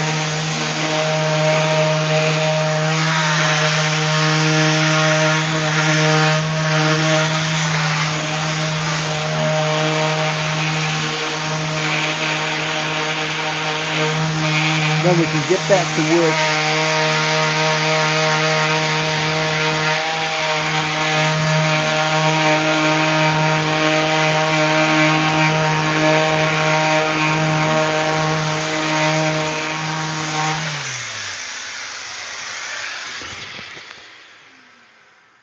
Hey, JRH, what's up, my man? So today I'm doing more of the egg holders. I don't know if you saw the last one. I think it's the thumbnail for the live, if it lets you see that. But instead of doing one at a time, I'm doing 12. So these are all the boards that I've been working on so far today. And just getting them to this point has taken me, I've been on the stream for 3 hours.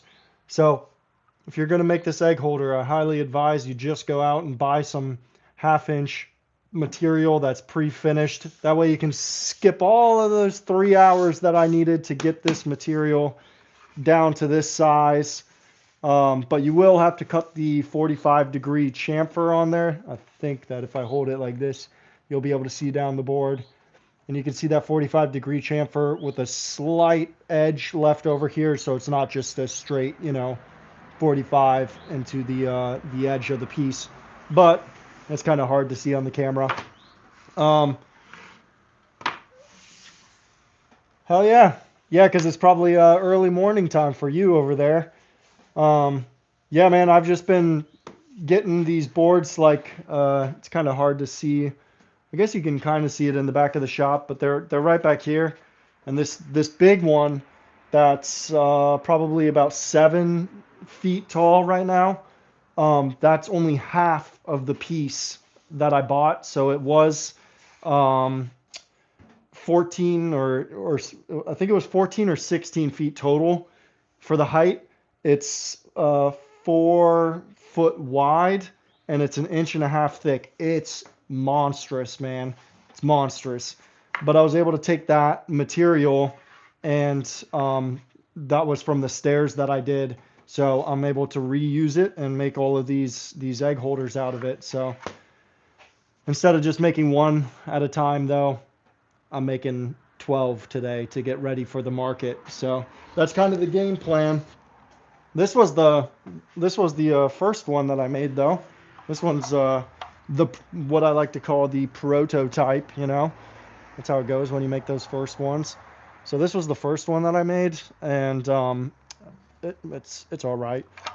Because I ended up putting these like stop blocks here and just using CA glue. So it's not like gorgeous or anything. And I just put these rails on there for the actual shelf to just slide on. But on the new one, I take away these rails and we put dado grooves into the sides, and then the shelf just sits inside of those dados. So the new one's definitely much nicer and sleeker looking. And then I also do these front faces with different types of wood. So today we're going to be doing 5 different types of wood for the front faces. So that's kind of what I've been working on. This one is just like it's bulkier because the material itself is about 3/4 inch thick, so it just looks a little bulkier. The slide mechanism on this one, it's fine. We've been using it inside. It's totally fine, but the other ones, the new ones with the dados in them, slide so much nicer. And there's a lot of space as well between the eggs, so I'm gonna cut that down as well and make it to where it's a little slimmer and yeah, just cleaner overall. So it's quite a, yeah, so 1/2 inch versus 3/4, that's what I would say we're working with right now. Happy Ass Woodworks. I like the name, man. And good morning to you as well. Good morning, good morning.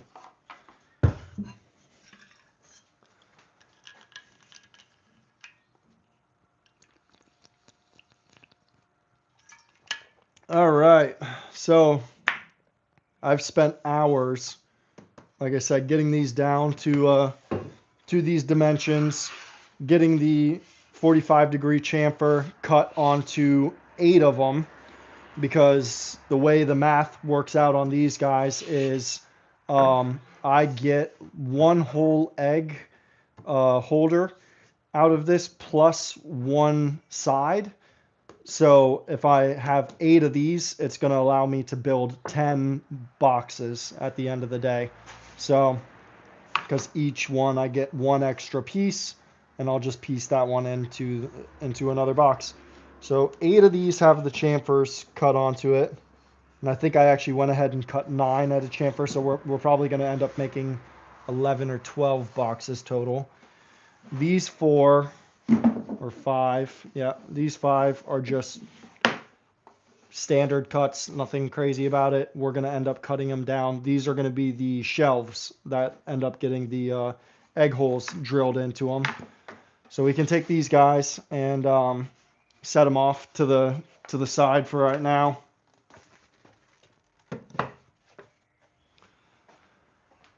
So I just got done sanding. That took forever. You guys are coming at a much better time because sanding sucks. And like I don't mind sanding. I don't mind sanding at all. But on a live stream, I don't think it's that fun to watch someone sand for an hour after they, get everything down to the size it needs to be at. So that's enough sanding for today. Well, I'm actually finished sanding all of these for their first run. Once they're all put together, I'm gonna do a final sand later, but for now they're good to go. Yeah, I like sanding, but the thing that I don't like right now is when I'm doing a live stream, you guys are taking up my phone right now, and my phone is what has my Spotify account on it. So I can't listen to any music while I'm sanding right now. So it's literally just, but I still don't mind it. I still like enjoy it, and it feels so much better. Oh my gosh, that's nice. And when you're done, you're like, yes, I did it. I did it. So these bad boys, I'm gonna put them right over here.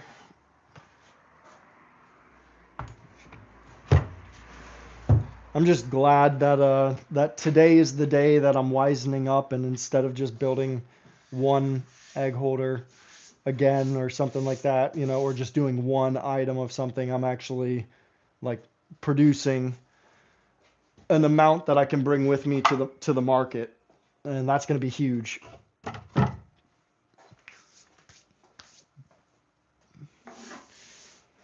Oh, a break sounds great. A break sounds great. But we're going to push through. Yeah, I agree. And just being, yeah, the feel for me is what does it. Just kind of like seeing the wood with your hands is what's great. And while I was at it, I went ahead and just sanded the edge here, so that's why I'm kind of like touching this now, because I went ahead and just did the edges just a little bit right now to soften them up. I want to bring the router over this guy and actually give it a round over, but I'm not concerned about that right now at all. As I like to do one project 80% of the way and then on to the next project until I come back to it. That's my thing. All right, let's push this forward. Yeah, it's clean enough. I'll get this over here.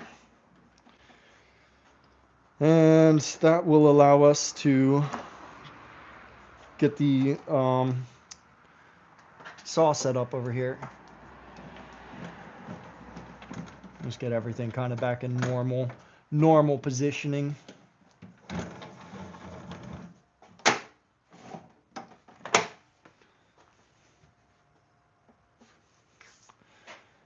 So that should allow me to hopefully, actually, hopefully this thing doesn't die when I do this.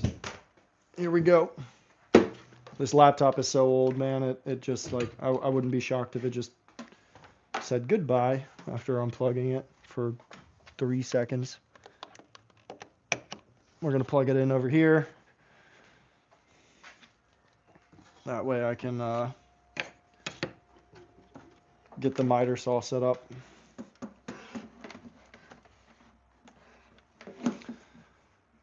JR, was it you that I was talking to about the microphone situation?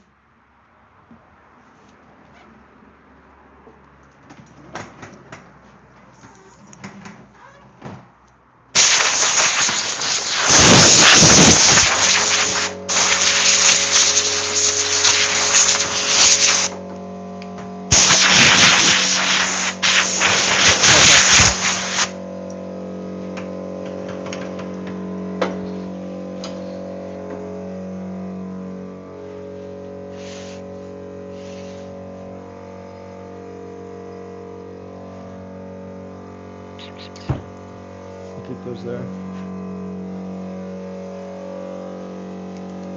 Gotcha.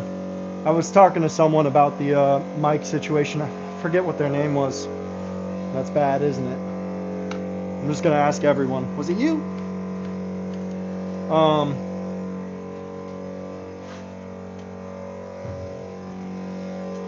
Waiting on the compressor to shut up.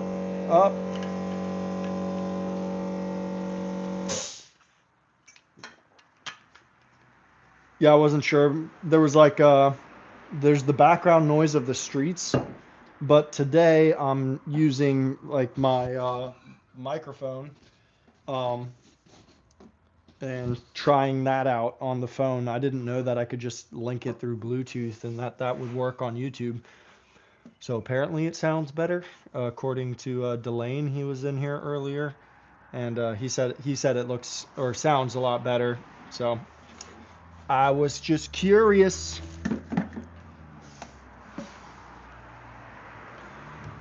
All right. Oh. These are those times you just got to keep pushing. So I'm gonna set up a stop block, and I'll show you guys what we're gonna be doing here. So this is gonna end up being the front of our piece, and it's easiest to cut 45s on this guy this way, which means that we'll want to cut them this way. That'll make it easiest for us. Okay, just trying to get it marked out right now so I can mark this guy. I really like the size of the other one that I just made. I am just wondering, I could make it a little less wide, but I don't know if I need to.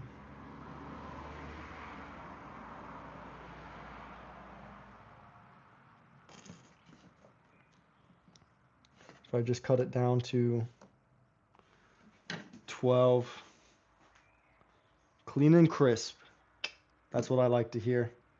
Let me go grab the other egg holder real quick from inside. I'll show that to you guys and see if you guys think that I should bring it down just a hair, because I do have a little bit of wiggle room. Let me grab it. I'll show you exactly what I'm talking about. I'm going to put the mic down so that you guys don't hear me and my wife real quick. I'll be right back.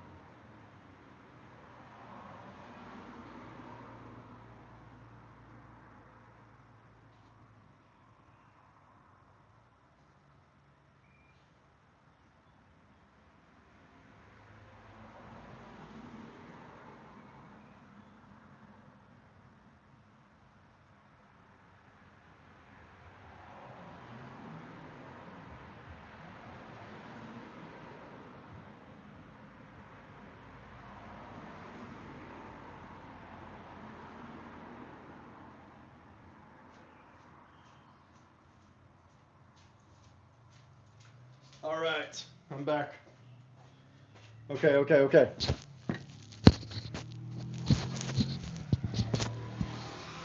So, this is the one that I want to make again.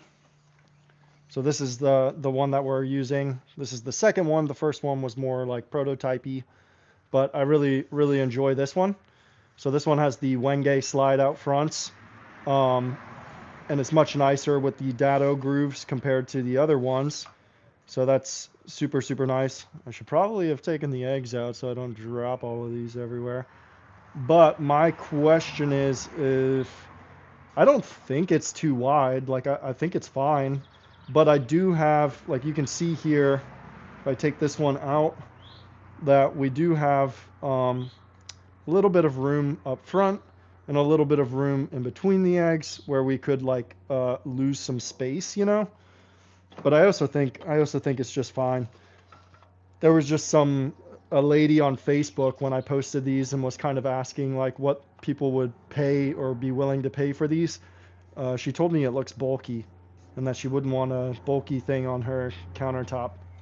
And then she showed me her egg holder, and it was a burnt pine egg holder, just like a standard egg holder, you know. Maybe I shouldn't listen to her then because of that, but yeah. Yeah, it's cool with the eggs in it. I just wasn't sure if it's like I said, on this width right now, we're looking at, I think it's 14. Yeah, so it's 14 centimeters. I know. Freedom units, we don't have them over here, but I would say that's probably around like 6 inches, something like that. Um, so I think like I could lose like 3/4 of an inch, maybe an inch at most, you know, but I don't think it's that awful, you know, like space wise. Like, what's if we have some like giant eggs or something? Are they gonna touch? Or is that like the appropriate amount of space between them kind of thing, you know? Yeah, probably shouldn't listen. I don't think it looks that bulky. Maybe the photo made it look bulkier in her opinion or something like that because I think this is a sweet addition to the countertop especially compared to what she showed me, which was the like just like a rack with a dozen holes in it, and it was just burnt pine, and it looks like it was probably brad nailed together or something like that on the sides, you know. And in my head, I was thinking that looks a little bulkier than this guy, if you ask me, because here at least it's 12 vertically, and you have room on top. Like we put our herbs and spices up here, so we have all of the herbs and spices on top of it. So it just becomes more space. And on hers, it's literally the eggs, and you can't put anything on top of it. So yeah, how about that, Karen? Just kidding. Her name wasn't Karen, and I hope she does not see this. I highly doubt she will, but yeah, I agree. I told her it was more elegant, and yeah, she had a very witty comeback to that. It was like something about like, sorry, I don't have as fine of taste as you, but I think I do because I'm an interior designer, and it was all kinds of crap. It was pretty funny though. My wife was like, stop engaging. All right, so I think probably keep it where it's at then, because I think keep it where it's at, because the nice part about this right now is like with that top being the size that it is, it's perfect for us to fit 3 or 4, depending on the size of our like herb containers on top. And if I shrink that down those 2 centimeters, then I think we're really going to be fitting maybe 2 or 3 instead of 3 or 4. So I think I'm just going to keep it as is. I cut all of these down already to that size. Got to stop listening to people. Just do my own thing and get her done. So with that being said, grab the tool that I just put away for some reason and literally went to grab a minute ago. We're going to bring it down to the 20 centimeter mark. Bam. Just lock that bad boy in place. And all I want to do with this is actually the important edge for me to get is going to be this front right here. And we'll double check it here in a second because I'm going to cut this 45 off.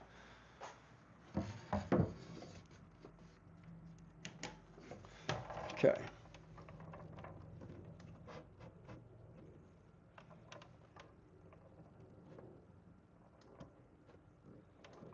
Yeah, we'll go ahead and cut this first 45 off because after that we can really start to push it down.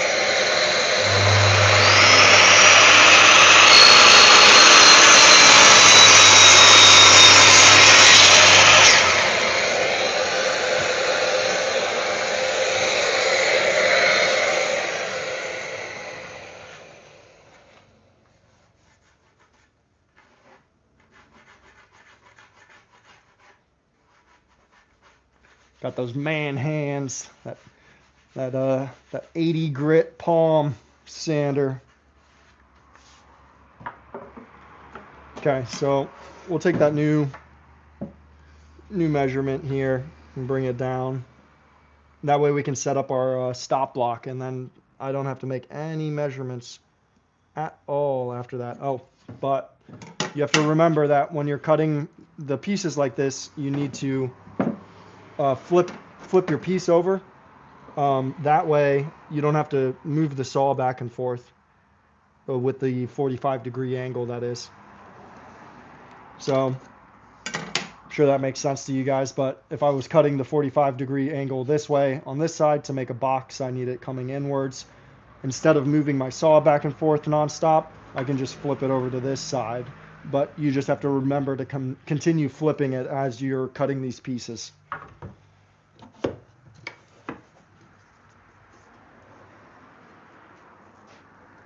So we're going to bring this guy down. And the nice part about this part right here is that once you get it set up, you don't need to worry about doing any more measurements for the rest of the build. I'm going to transfer that mark to the back side so I can see it better for myself.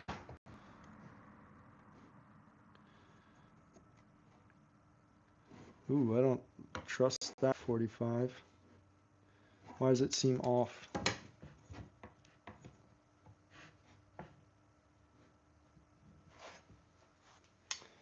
Let's check something out real quick.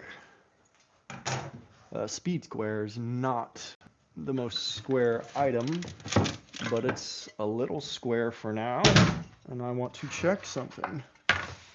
Something seems weird.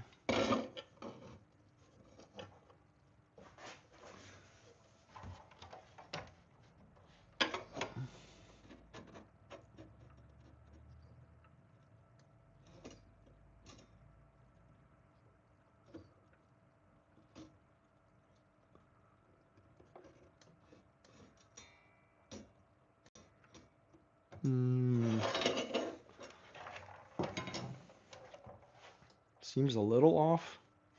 Let me try one more cut real quick. I might have to make an adjustment of some sort. I'm not sure. I don't know if it's because of the height that it's at, that we're at. Let's find out though.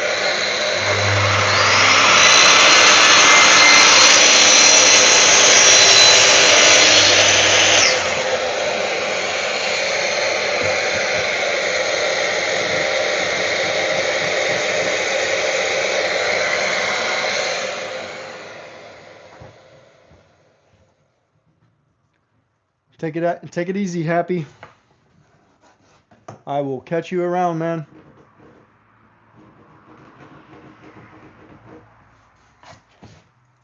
I'm not digging that. It's just ever so slightly off. The other option is just doing a bevel cut, but I have a zero clearance, and the second I switch over to bevel cut, that zero clearance is history. And I love the zero clearance that I made.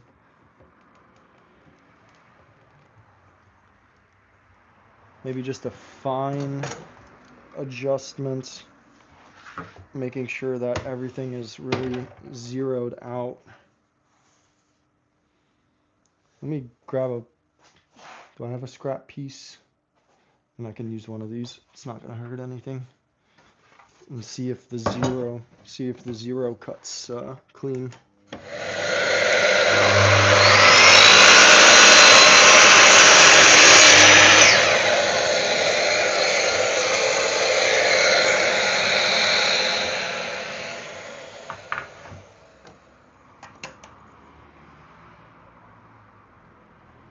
I mean, that's pretty, I mean, it's maybe a millimeter off.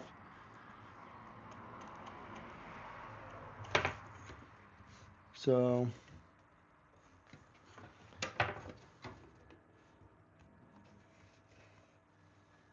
yeah, that's 1 millimeter off at the most. That's fine. I'm gonna have to take a day, maybe tomorrow or something like that. I don't really want to do it right this second, but kind of fine tune the saw and get everything back up to a better position. It's a brand new blade, so I know it's not the blade like being funky or anything like that.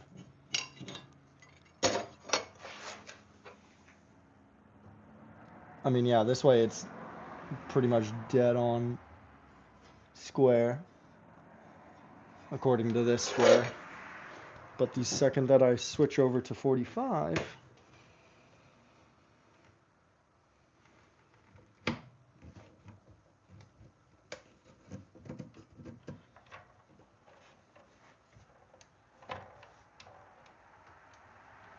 no wobble, so we're good. All right, let's just do it. Let's just do it to it.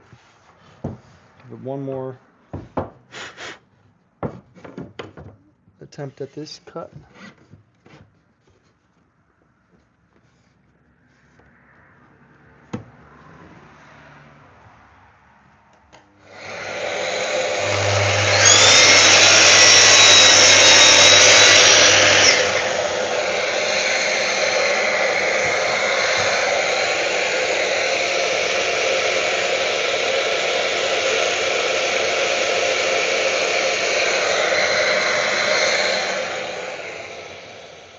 I just don't like that. I mean, that's a couple of millimeters there.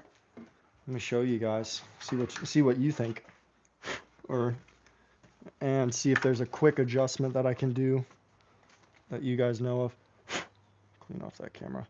Okay, so you guys can see like right now when I'm cutting it, I'll bring this up to that line, and you can see over here that this guy, I mean, that's quite a, I know it's not like a crazy amount off, but that's enough that when you're going around your box, it's going to cause issues, you know? So over here it touches at the very edge, and over here we've got, let's take a measurement for you, 2 millimeters, you know? So two around 4 corners would be 8 millimeters. That's when you're starting to talk about a big difference. And that's when I'm cutting my 45 at this angle right here. So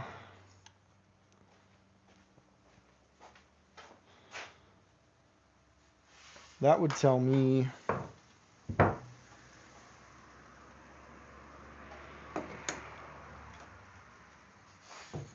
I know that when you're doing 45s, it's a better choice, I think, to use the compound miter portion. I'm pretty positive, but I mean it should be able to cut at this point a nice 45 here, and I'm not quite sure if it's the lumber that's giving me problems or the saw.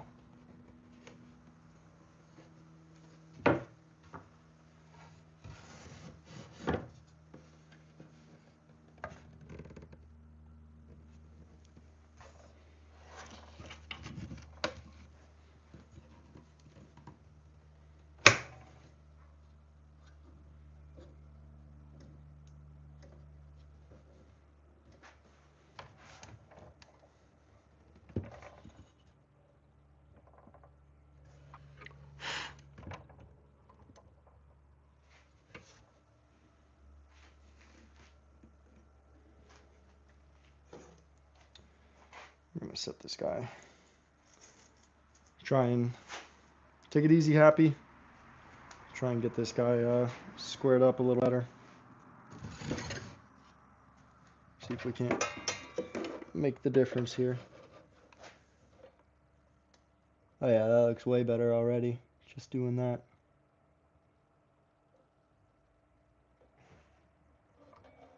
Okay, so let's lock this guy down.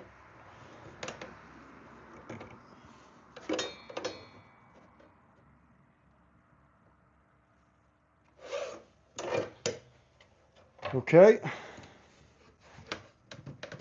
Lock that 45 down. Try again, see if it comes out a little bit better. Just to get rid of that, like I said, that 2mm difference.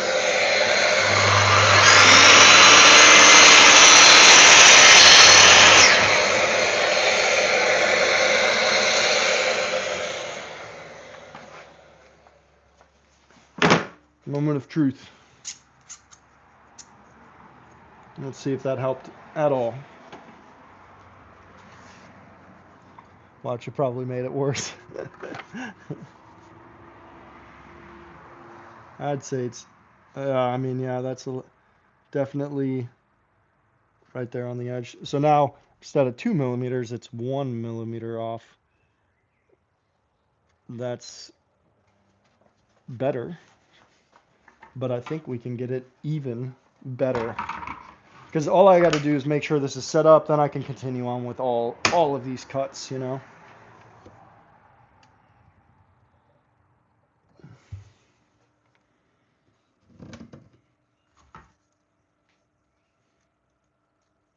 And I'd rather take the time now than have to fix this later, just because I didn't want to take the time now, kind of thing.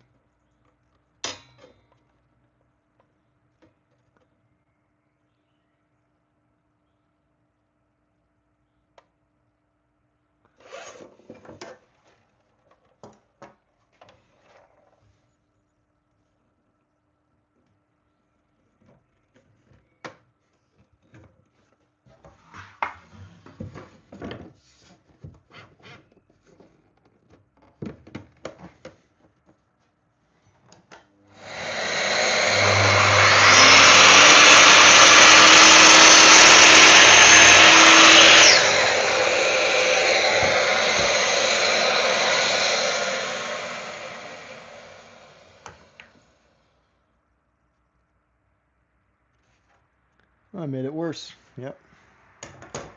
So we know what needs adjusted, though. That's the good part.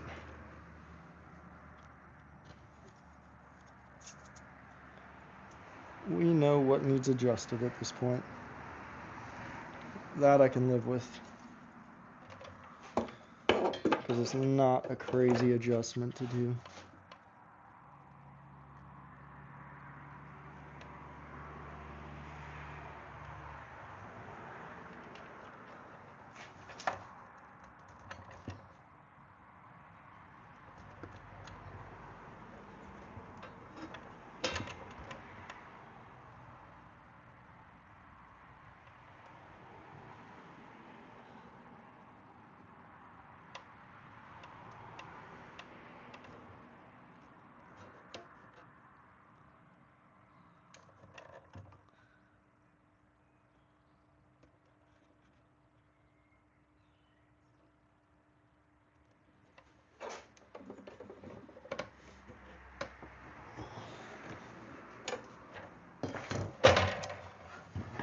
And try again, people. Try again, try again, try again.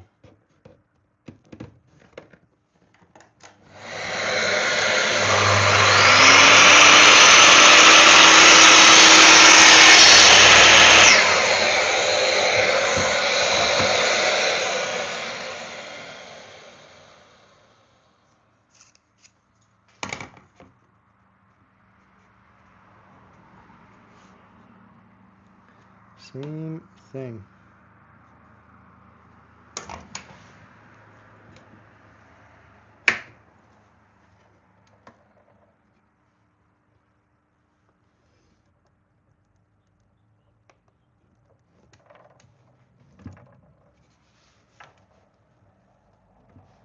Wish I could do a micro adjust on this bad boy.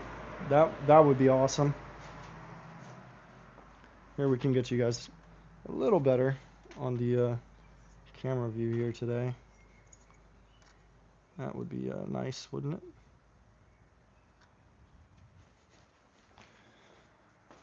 it? I can move you guys over to the saw here in a second as well.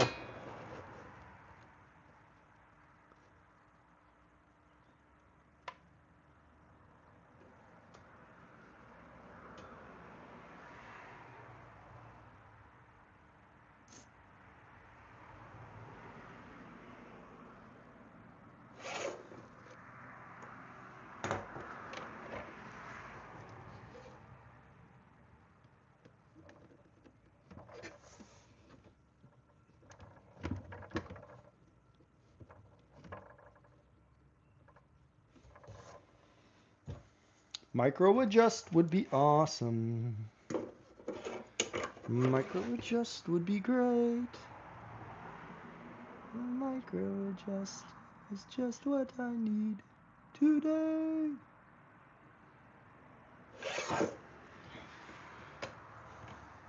Before I cut through this whole board trying to adjust it to be just right. No, at some point I'm just gonna say it's, I mean, we're talking millimeters here, you know. But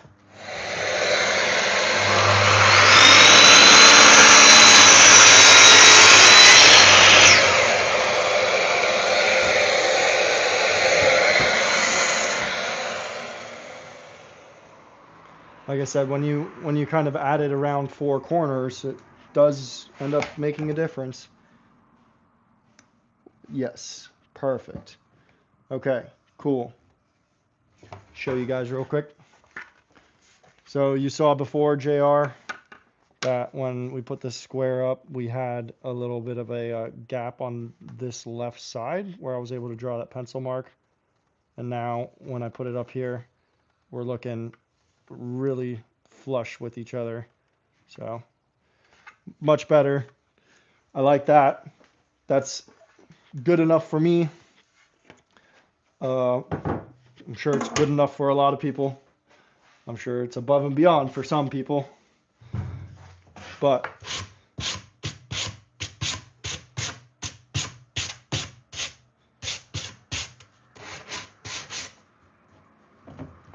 okay. So now that we got that going, let's go ahead and that's going to be our first 45, meaning our 45 over here, we want it inwards. So I'm going to cut it this way. And this whole box is just going to be 20 by 20. Let's adjust this camera again.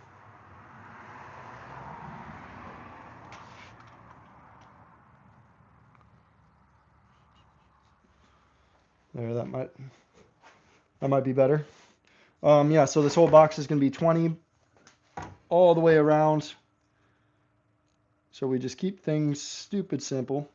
Come over here, mark our 20. Now we know from this point we want that to go back at that angle. All right, I can even take that 20 mark down here since I have the zero clearance. I can just take that down to the bottom. I'm still going to make sure everything lines up, but I can just take that down there. And it should work out to where when I put this guy right on this edge here, that the saw blade's going to want to come down right in front. So I think we're looking pretty good there. I'm going to just bring it over just a touch. So now we're talking 20 by 20 by 20 all the way around. Make sure that we get our stop block locked in place.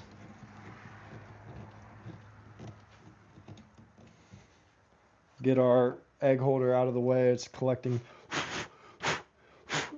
dust at this point. I should bring it back inside before I damage this beautiful creation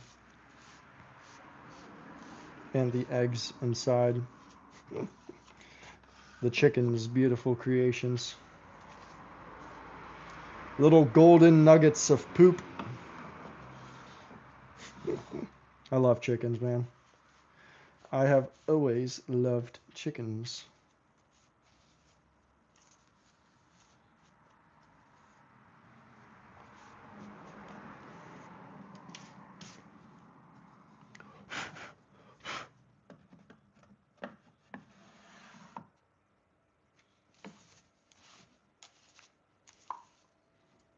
Awesome. Yeah, let me bring this inside real quick. There's no point in,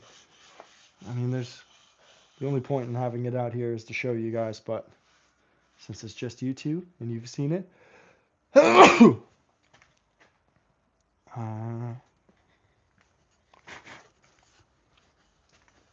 I'm going to keep it out here, but just keep it out of the way while we make dust.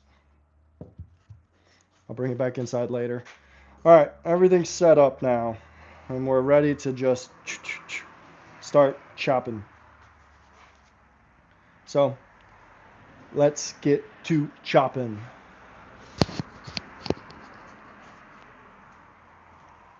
It'd be better to have the camera around the side with me. Don't you guys agree? Don't you guys agree? Would you rather have this view? I think I would. I don't know. Or the side view. Chop away. Do you prefer this view? Or do you want up close and personal? Or do you want some side to side action? Or do you how do you want the camera? Okay. I'll give you okay, JR. Okay, we'll just start chopping. A little closer. There we go. Yes, sir.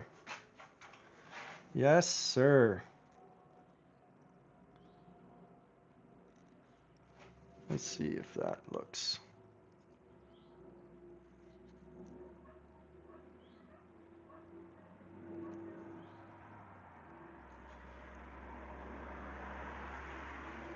Too close? Or just right? I'll start chopping, you make up your mind.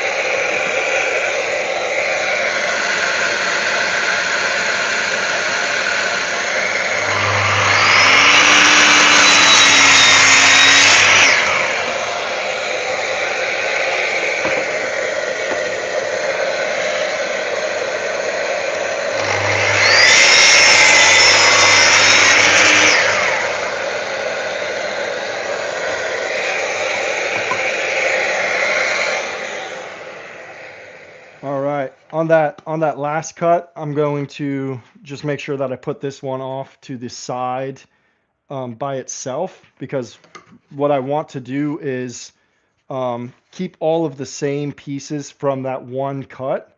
That way I can do, like, I'll show you real quickly. Let's see if I can find, and not that it makes a big difference or any difference at all. This should be the last piece. That would be, I think it goes here. We'll see. Or this one definitely, but you get the point, right? I can waterfall them together since they were in a line like this before with each other. Then all I can do, I can kind of match all the grains up and everything like that so that everything is uniform again. And that last piece, since I'm going to have extra from each one, so this will be one unit, and then that one will go to the side until I have 4 on the side. And once we have 4 on the side, then that becomes one unit on its own. So this is a complete one. And this is one side unit one. And then at that point, we just continue on. So first cut this way.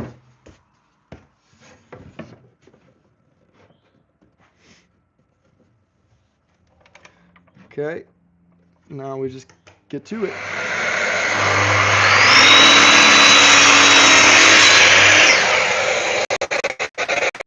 Remember to flip it over. That's, I got to do that one time, ruined everything.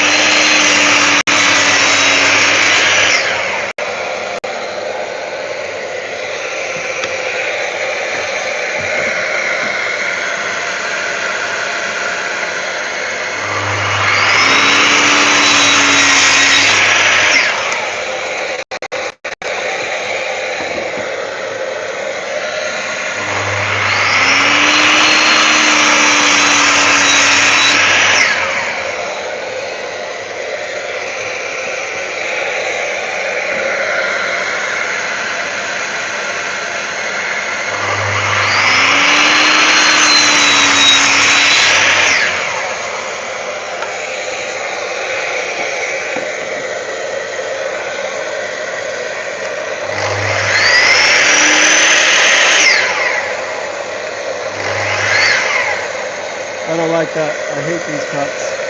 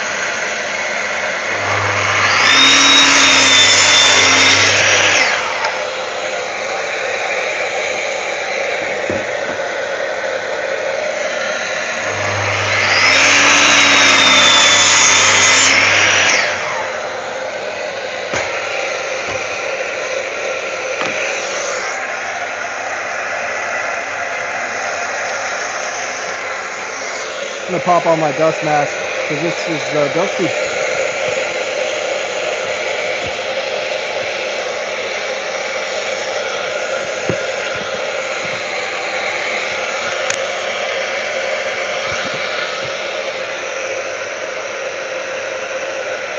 Good morning.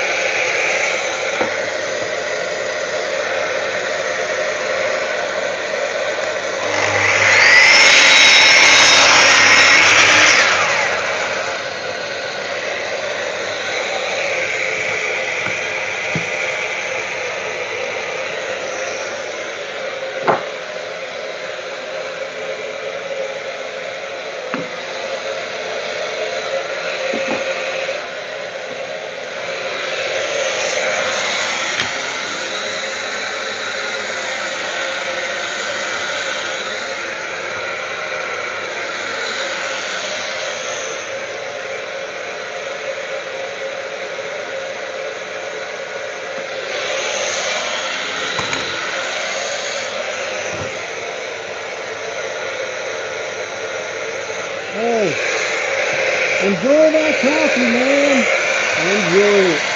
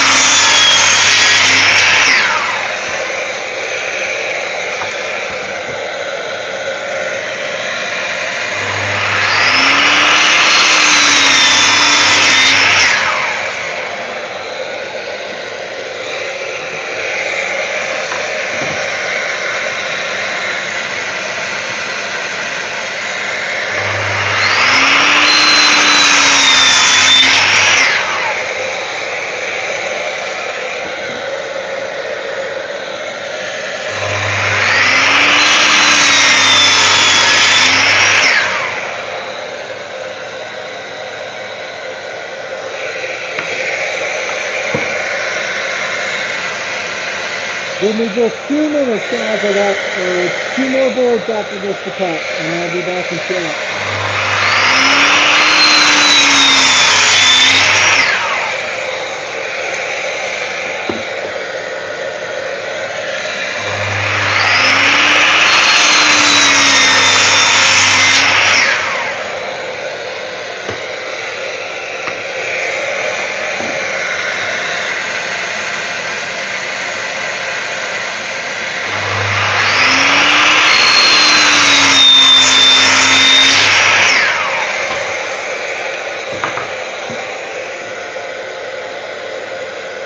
Take it easy, Randy.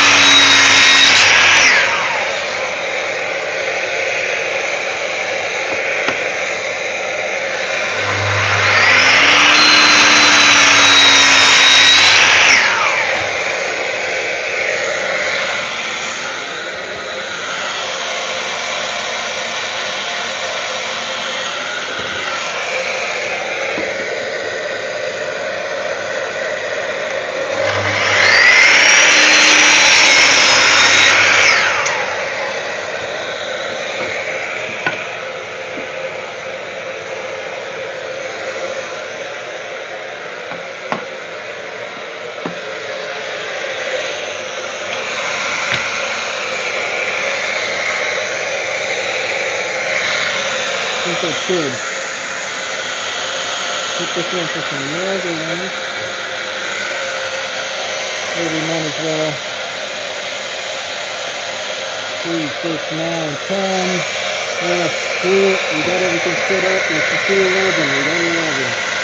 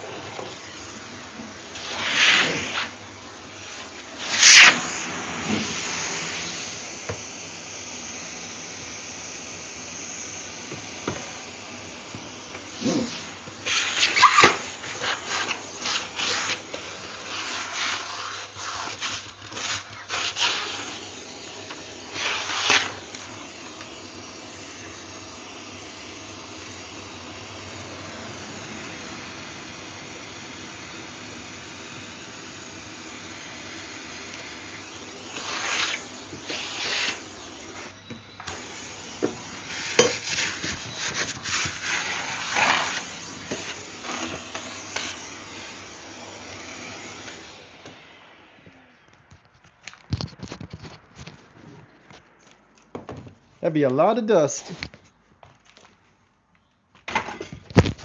Dusty, dusty, dusty. Dusty, dusty, dusty. Wasn't expecting that. That dust collection doesn't do shit.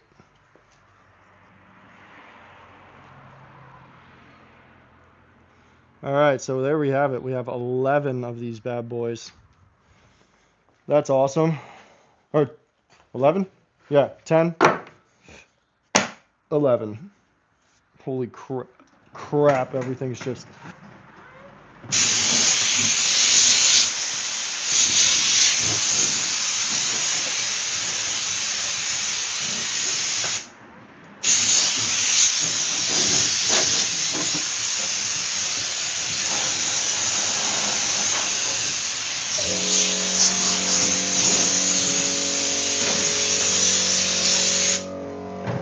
Fight the dust.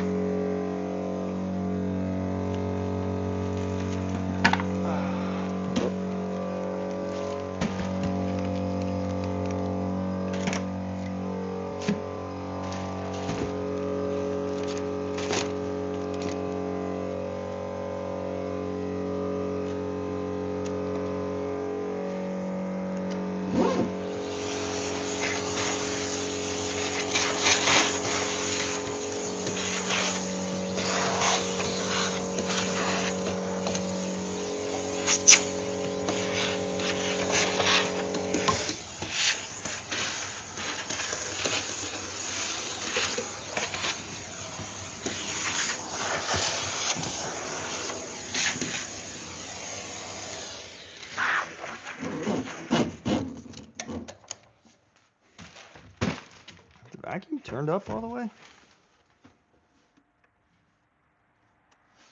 Yep. Sure is. Alright. One last little blowout for this guy, and then we can get back to it.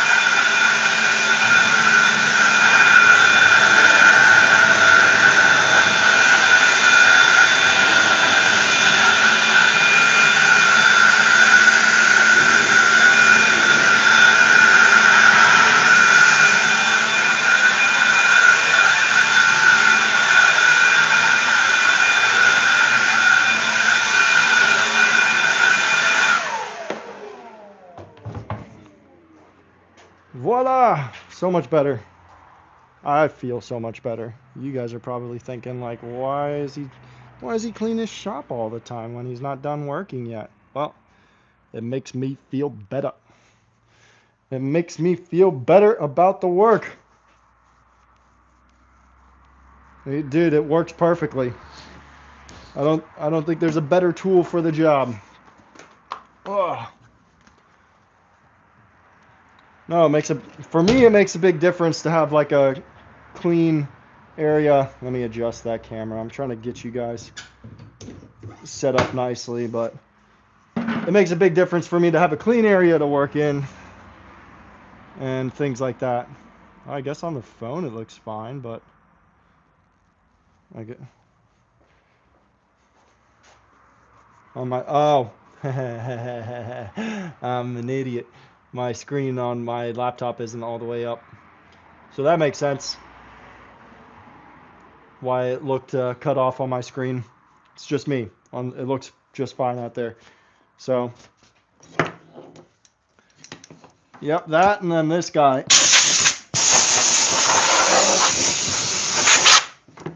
They're my two dust extraction systems.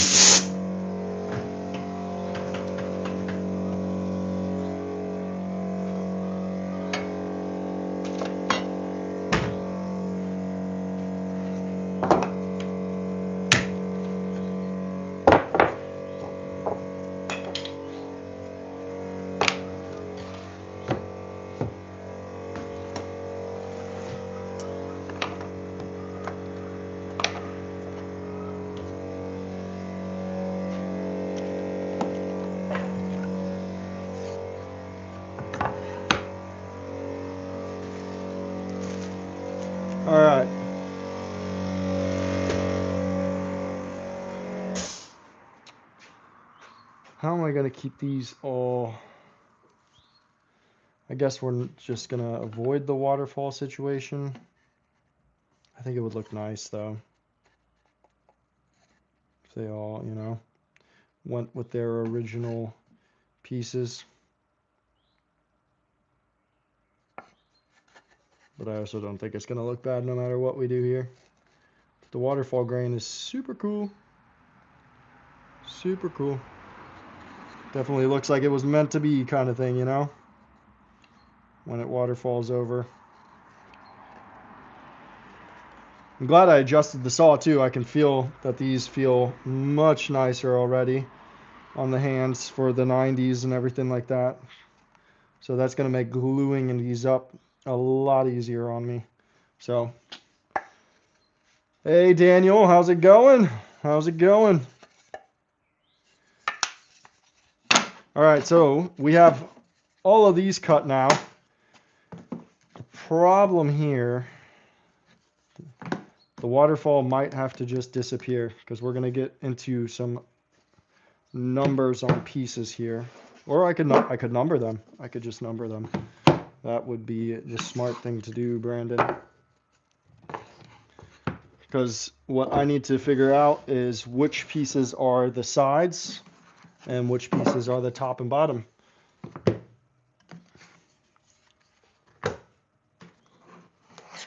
So many of them. It's kind of cool though. It's my first time like batching out a project.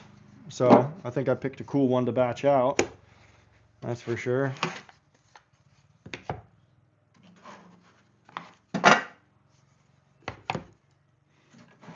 That's awesome. So a good day so far of doing this. Now if I could get them glued up today, that would be killer. But I think that's really pushing it because I think it's already like almost 5 o'clock. I've been streaming for 4 hours, something like that.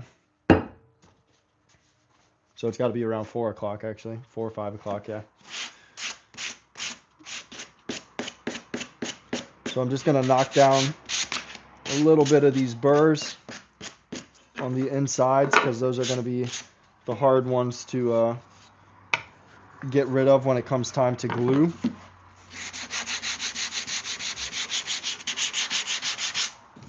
I'm not worried about like, I already sanded all of these with a 150 grit.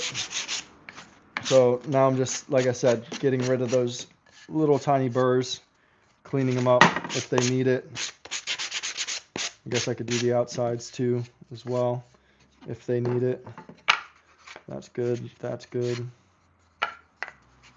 This one goes, this one lines up with that one. Okay. Maybe I should get some tape and mark them like that because those two go like that. This one goes right there.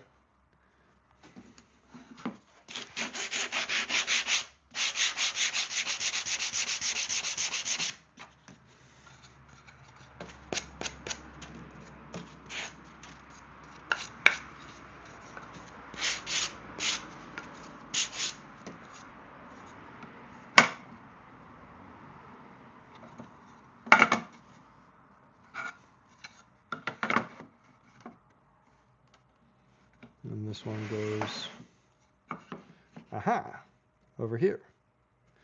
Okay, so let's see. It would be like bottom, side, top, side. If I'm doing my, that's what it would work out for. Let's pencil this. I'd like to make this one the bottom though, which would make this side and side, and then this top. Bottom, side, side, top. Now, if I get them all kind of labeled out like that, I know that for my sides, I'm going to be cutting those dado grooves in all of them. So maybe I should do side one, because these are all going to get an external sanding anyways.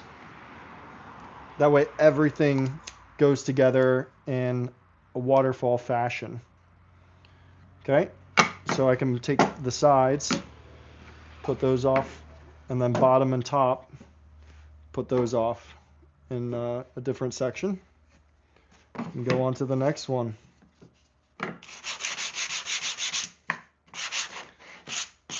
It's a lot different when you're batching, making a larger batch of these guys than it is when you're, you know, just making one at a time kind of thing. I think I should just keep them with each other here. I have plenty of counter space. I might as well use it to keep them all just with each other. Makes it easier in the long run.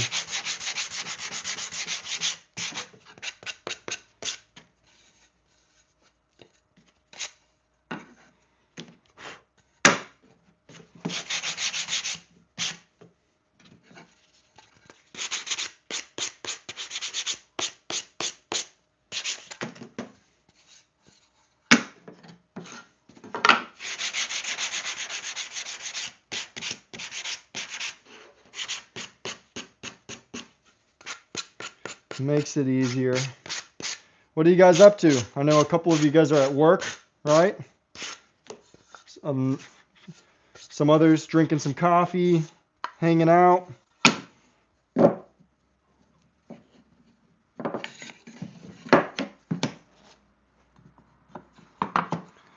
of like this. It's like playing a little puzzle game to get them to find their pieces again. That's definitely that one. No, wrong.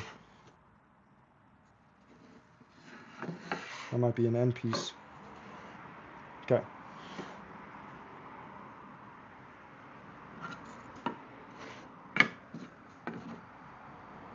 There we go. That's that.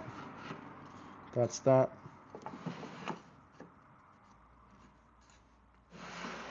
And that's that.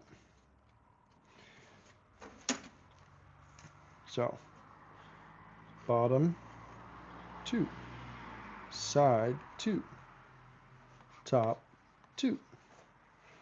Because when I do that, yep, exactly. BSTS. Bullshit. Turd stuff. BSTS. Still drinking your coffee. BSTS. Let's come up with some acronyms for that. BSTS. These are BSTS2s. It's really bottom, top, side, side, but BSTS.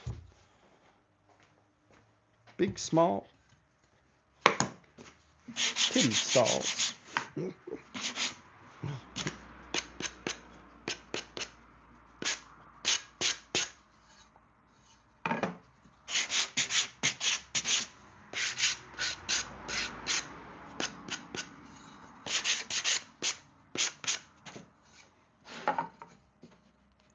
I think doing the waterfall feature on this is just probably a very unnecessary step, but a cool one. And I think it'll be worth it. And that's all that matters.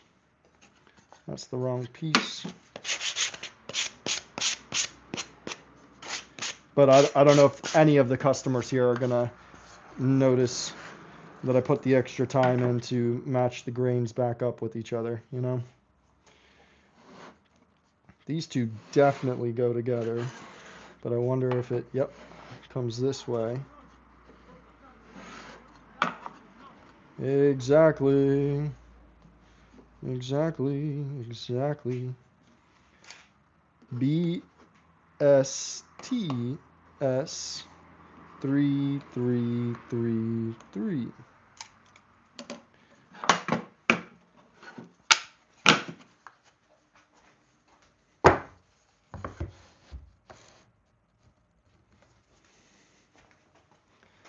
on to 4.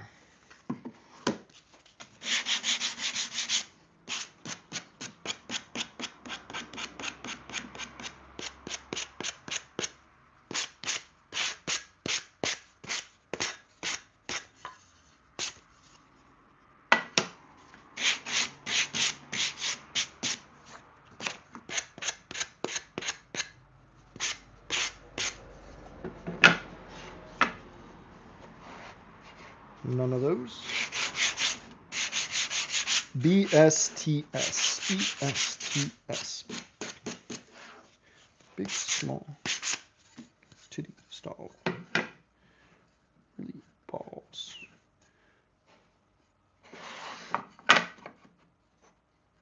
Balls. This might be one of those random ones, actually.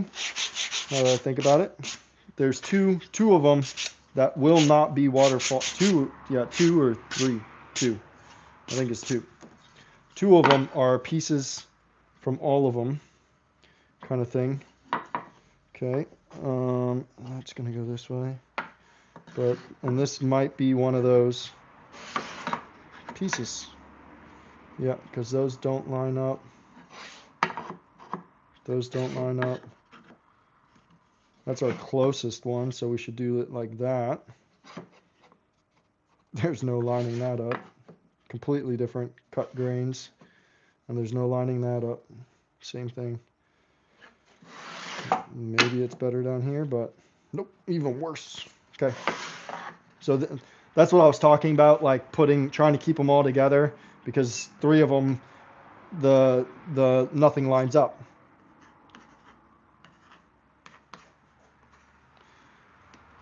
Which is totally fine. Like I said, I think on that box nothing lines up, and no one ever noticed, you know. I didn't even notice. It's just now that I'd notice.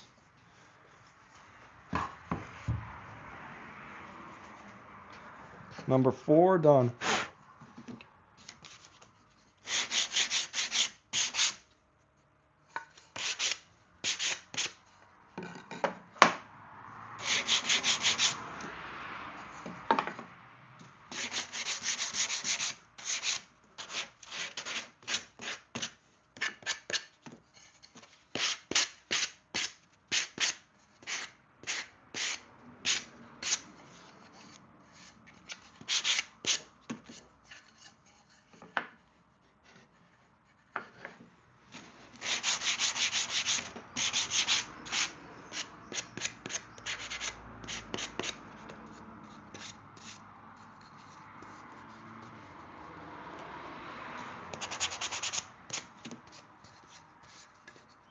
BSTS, BSTS, BSTS.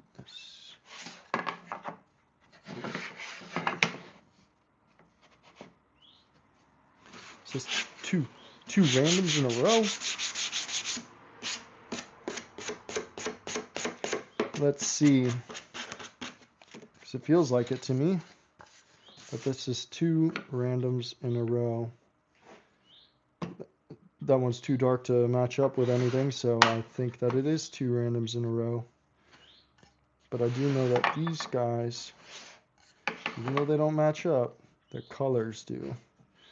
So we could do side, bottom, side. That might make it look even from the sides, and then the bottoms.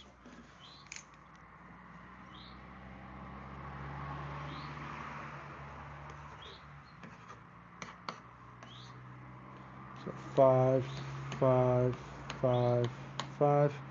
Uh-oh.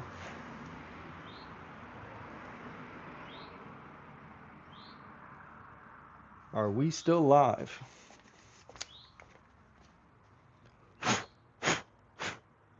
Yes, but I don't see myself on the computer screen. So something's going on there. Once again, I'm an idiot. I don't have play pressed. There we go.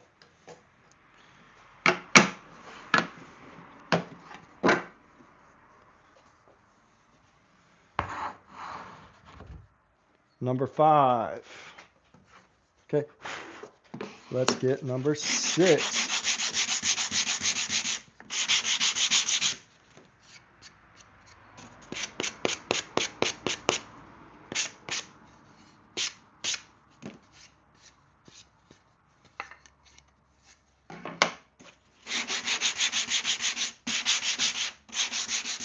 At this point, we should be back to all of them being waterfall effect. Yep.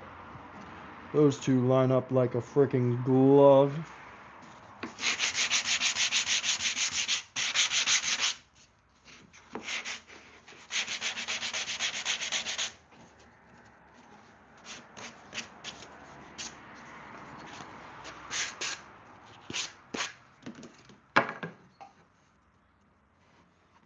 My goodness.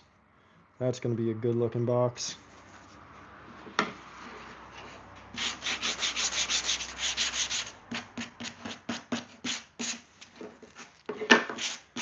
Really hope I can sell these.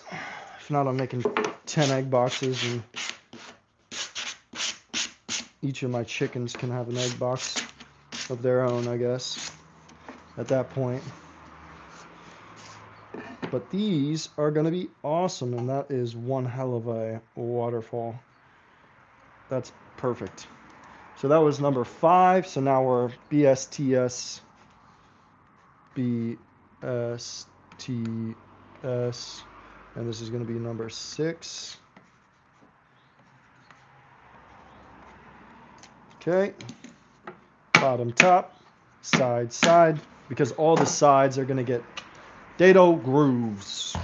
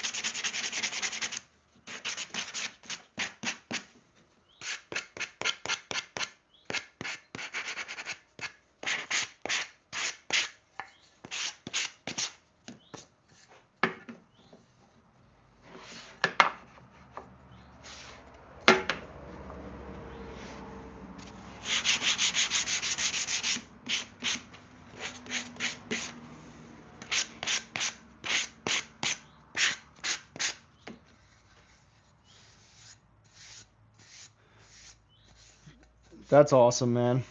Yeah, I really need to. I'm hoping that these go as fast as I think they will. I really do think that these are going to go really quickly. Where do you sell your carvings at, though? Is it like online or markets?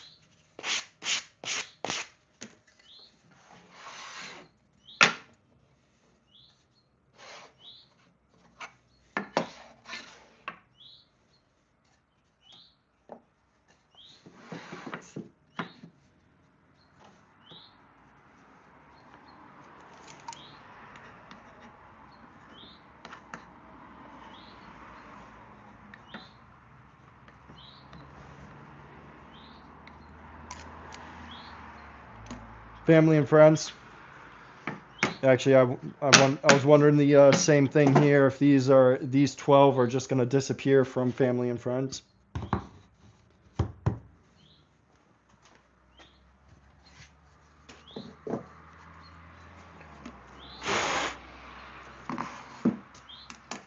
I need to check out more of your carvings, my guy.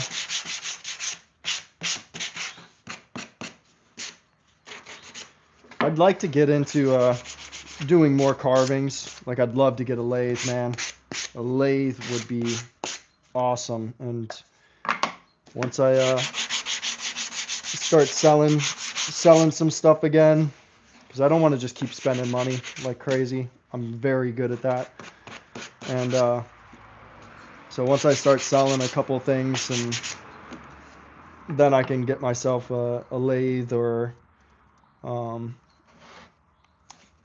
like a CNC would be cool, or a 3D printer would be really, really cool. I would love to mess with that.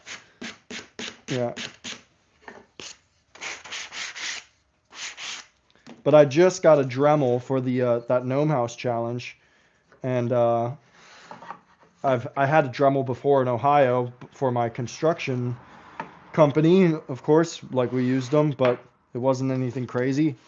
And I didn't do like carvings, it was more for fixing small things or having to sand in small areas and stuff like that. So, but now I just purely have this Dremel so that I can do a little bit of carving, which is cool.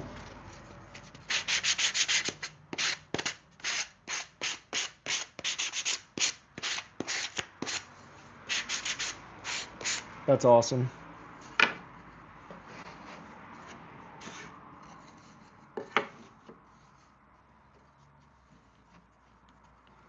Man, I'm really digging the waterfall.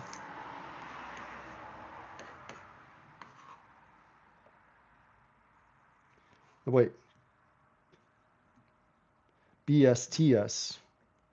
So let's scratch that out.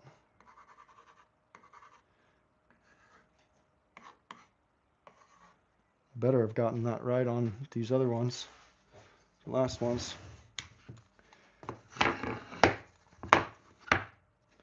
BS, oui, TS, oui. C'est bien. Improving. Wow, Brandon, your French is so good. Wow.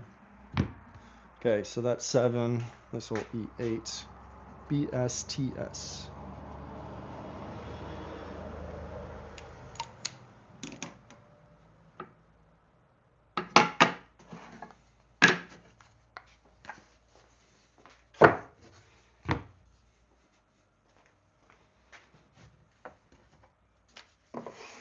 BS. Keep carving and show my work to anyone who wants to see it. Yeah. That's the dream, man. That's the dream. Just be able to create and express yourself through your art and show it to people. Have them share it, enjoy it. Like, yeah, that's what it's that's why I like building stuff. I love it, love it, love it, love it.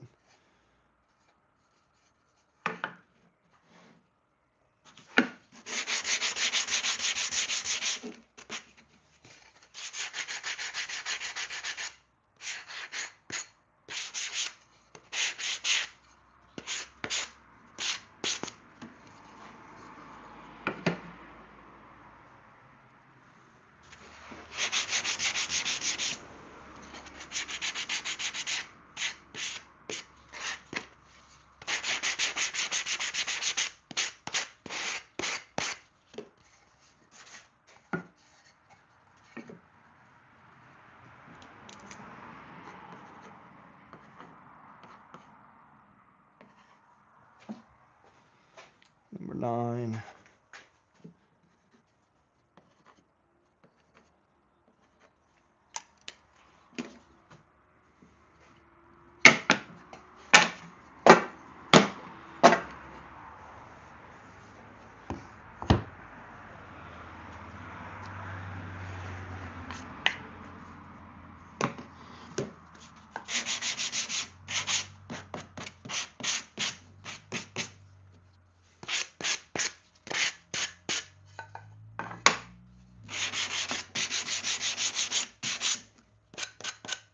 Like on this, I really hope people somebody at the marketplace notices that the grains wrap around and it's got the waterfall to it, because I really think most consumers on this thing are gonna have no idea that that's even a design aspect on this thing, And that's another hard part for me, like when it comes down to sales and things like that, is like where do I draw that fine line of like making it more artistic versus just like making it a box and making it something that's so quick and repeatable and easy to sell and all that kind of stuff, you know. I think this is box number 10.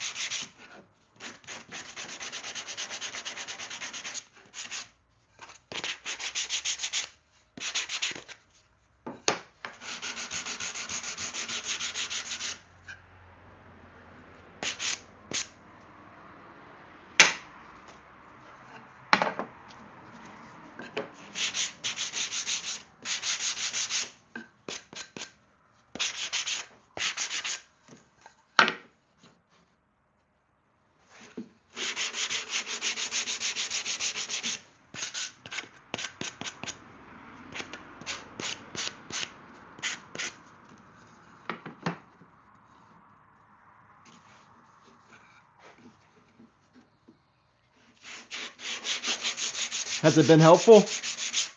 Sometimes GPT can be very helpful, and then sometimes they just like push out like you're just like, what are you even talking about? I haven't used it for ideas per se and things like that, but definitely used it for a lot of other things.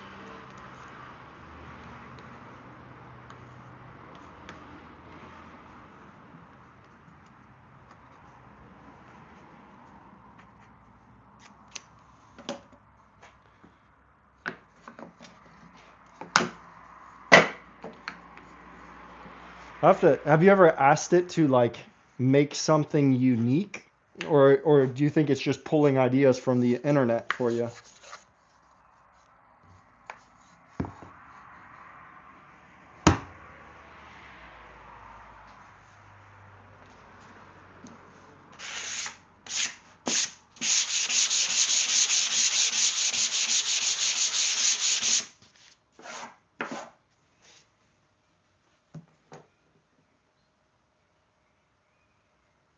Oh, I see what you're talking about. Yeah, yeah. For that kind of stuff, it's awesome too.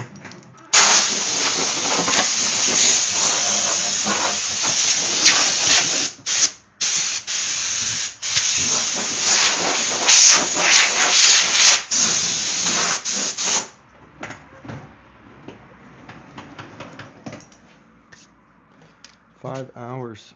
5 hours on the stream so far.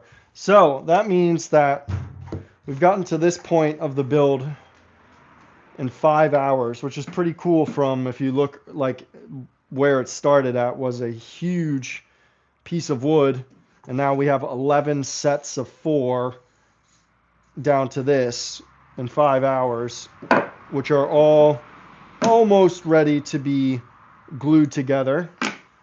So I really think that I can do this in 2 days time. That was kind of my goal, to make all of these in 2 days time. So as long as I keep that up, I think that tomorrow I'm definitely going to be able to finish these guys. So all I have left to do, actually I should take that measurement while I'm at it, on this one. It'll help me, because since I'm just doing the exact same thing over again, I need to cut these dados, and I think they're even the same exact width. They're all at 14 millimeters thick, which is awesome. Okay, so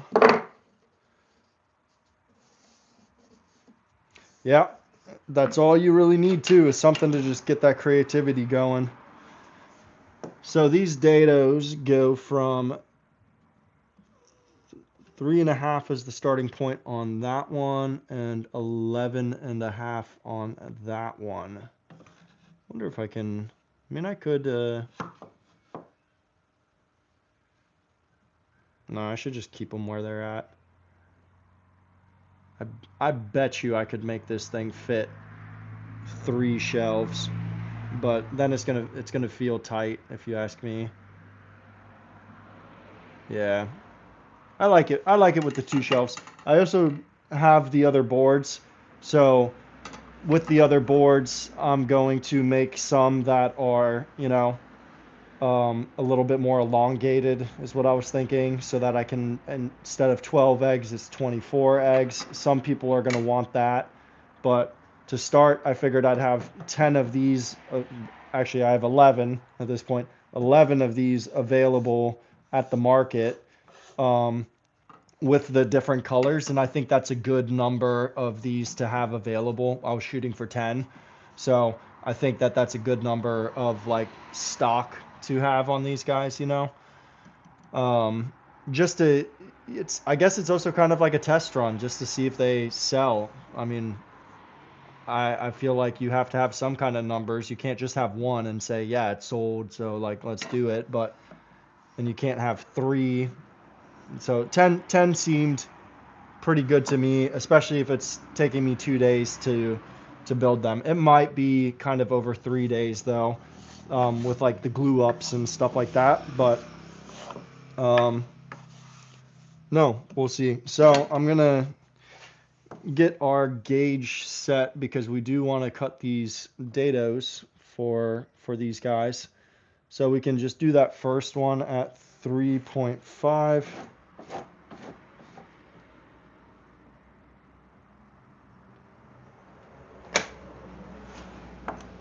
So yeah, we can start that first one at 3.5 on all of these sides. And then the second one will start at 11. We'll double check to make sure that this one is also 3.5. Yep, exactly. So 3.5 is going to be perfect for us to start those dados. And then we pretty much need it to just go up to just under 5. Will give us our 14 millimeter. I'm going to make those tomorrow, but I can explain that to you just in case you're not here tomorrow. Let me put these eggs in here so that we don't.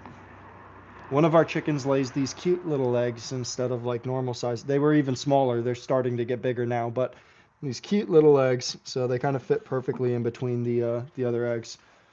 Um, so this is the bottom holder, and it's just dirty right now because I shouldn't have brought it in the shop. That's why. I knew I shouldn't have. So this is the Wenge, and it's got kind of a porous material to it, kind of in a sense as well. Not porous, but it's got some like different holes and things. Um, I end up just finding center on for my dozen eggs that I use in here. So 6 on top, 6 on bottom. Find center, and then I bring them up from the bottom. It was 3.5, I believe, and from the top 3.5 as well. This one is different now because I cut down the back, so I'm gonna fix that on the sets that I'm building now to where the spacing is equal on top and bottom. But once I do that, I divide this in half, and then I divide that space in half, and that gives me my set for where the eggs are gonna go. And then I just use the drill press right there, set up with a 35 millimeter Forstner bit. Um, and then I just drill through it. Simple as that. And for these front pieces, since I have the 45-degree miter on it, I just cut these down to the length that I need. And then I put the shelves in and put some wood glue behind this guy and a little dab of CA glue on both the sides. And I just push the shelf into this front area. And I did this thumb area, but I think I'm gonna eliminate that because it was a lot more sanding, especially if I'm going to do that for 22 pieces. And I really think it honestly probably looked better without this here because you don't see any of this wood. It looks more solid. So I think I'm going to eliminate the finger groove and just keep it the square because it feels nice as well just with the square. So I'm going to eliminate that part in the upcoming ones. But yeah, pretty simple. Just 6 holes at 35 millimeters. That was the key number that I found for this to work really well. So those are the shelves. I'm definitely getting rid of those finger holes though, I think, because they're just not necessary. And I definitely like the touch that the splines added. I was thinking I'm not gonna do it for these next ones. I don't think, but I was thinking about doing like the design where it's like, you know, like a long spline in the middle and then the two on the side or something like that. I just need to keep it simple. Just adding the splines is even more work than what I am hearing online I should sell these for, you know. People are telling me online on Facebook that I should the most common number I got was 40, and that just seems low to me.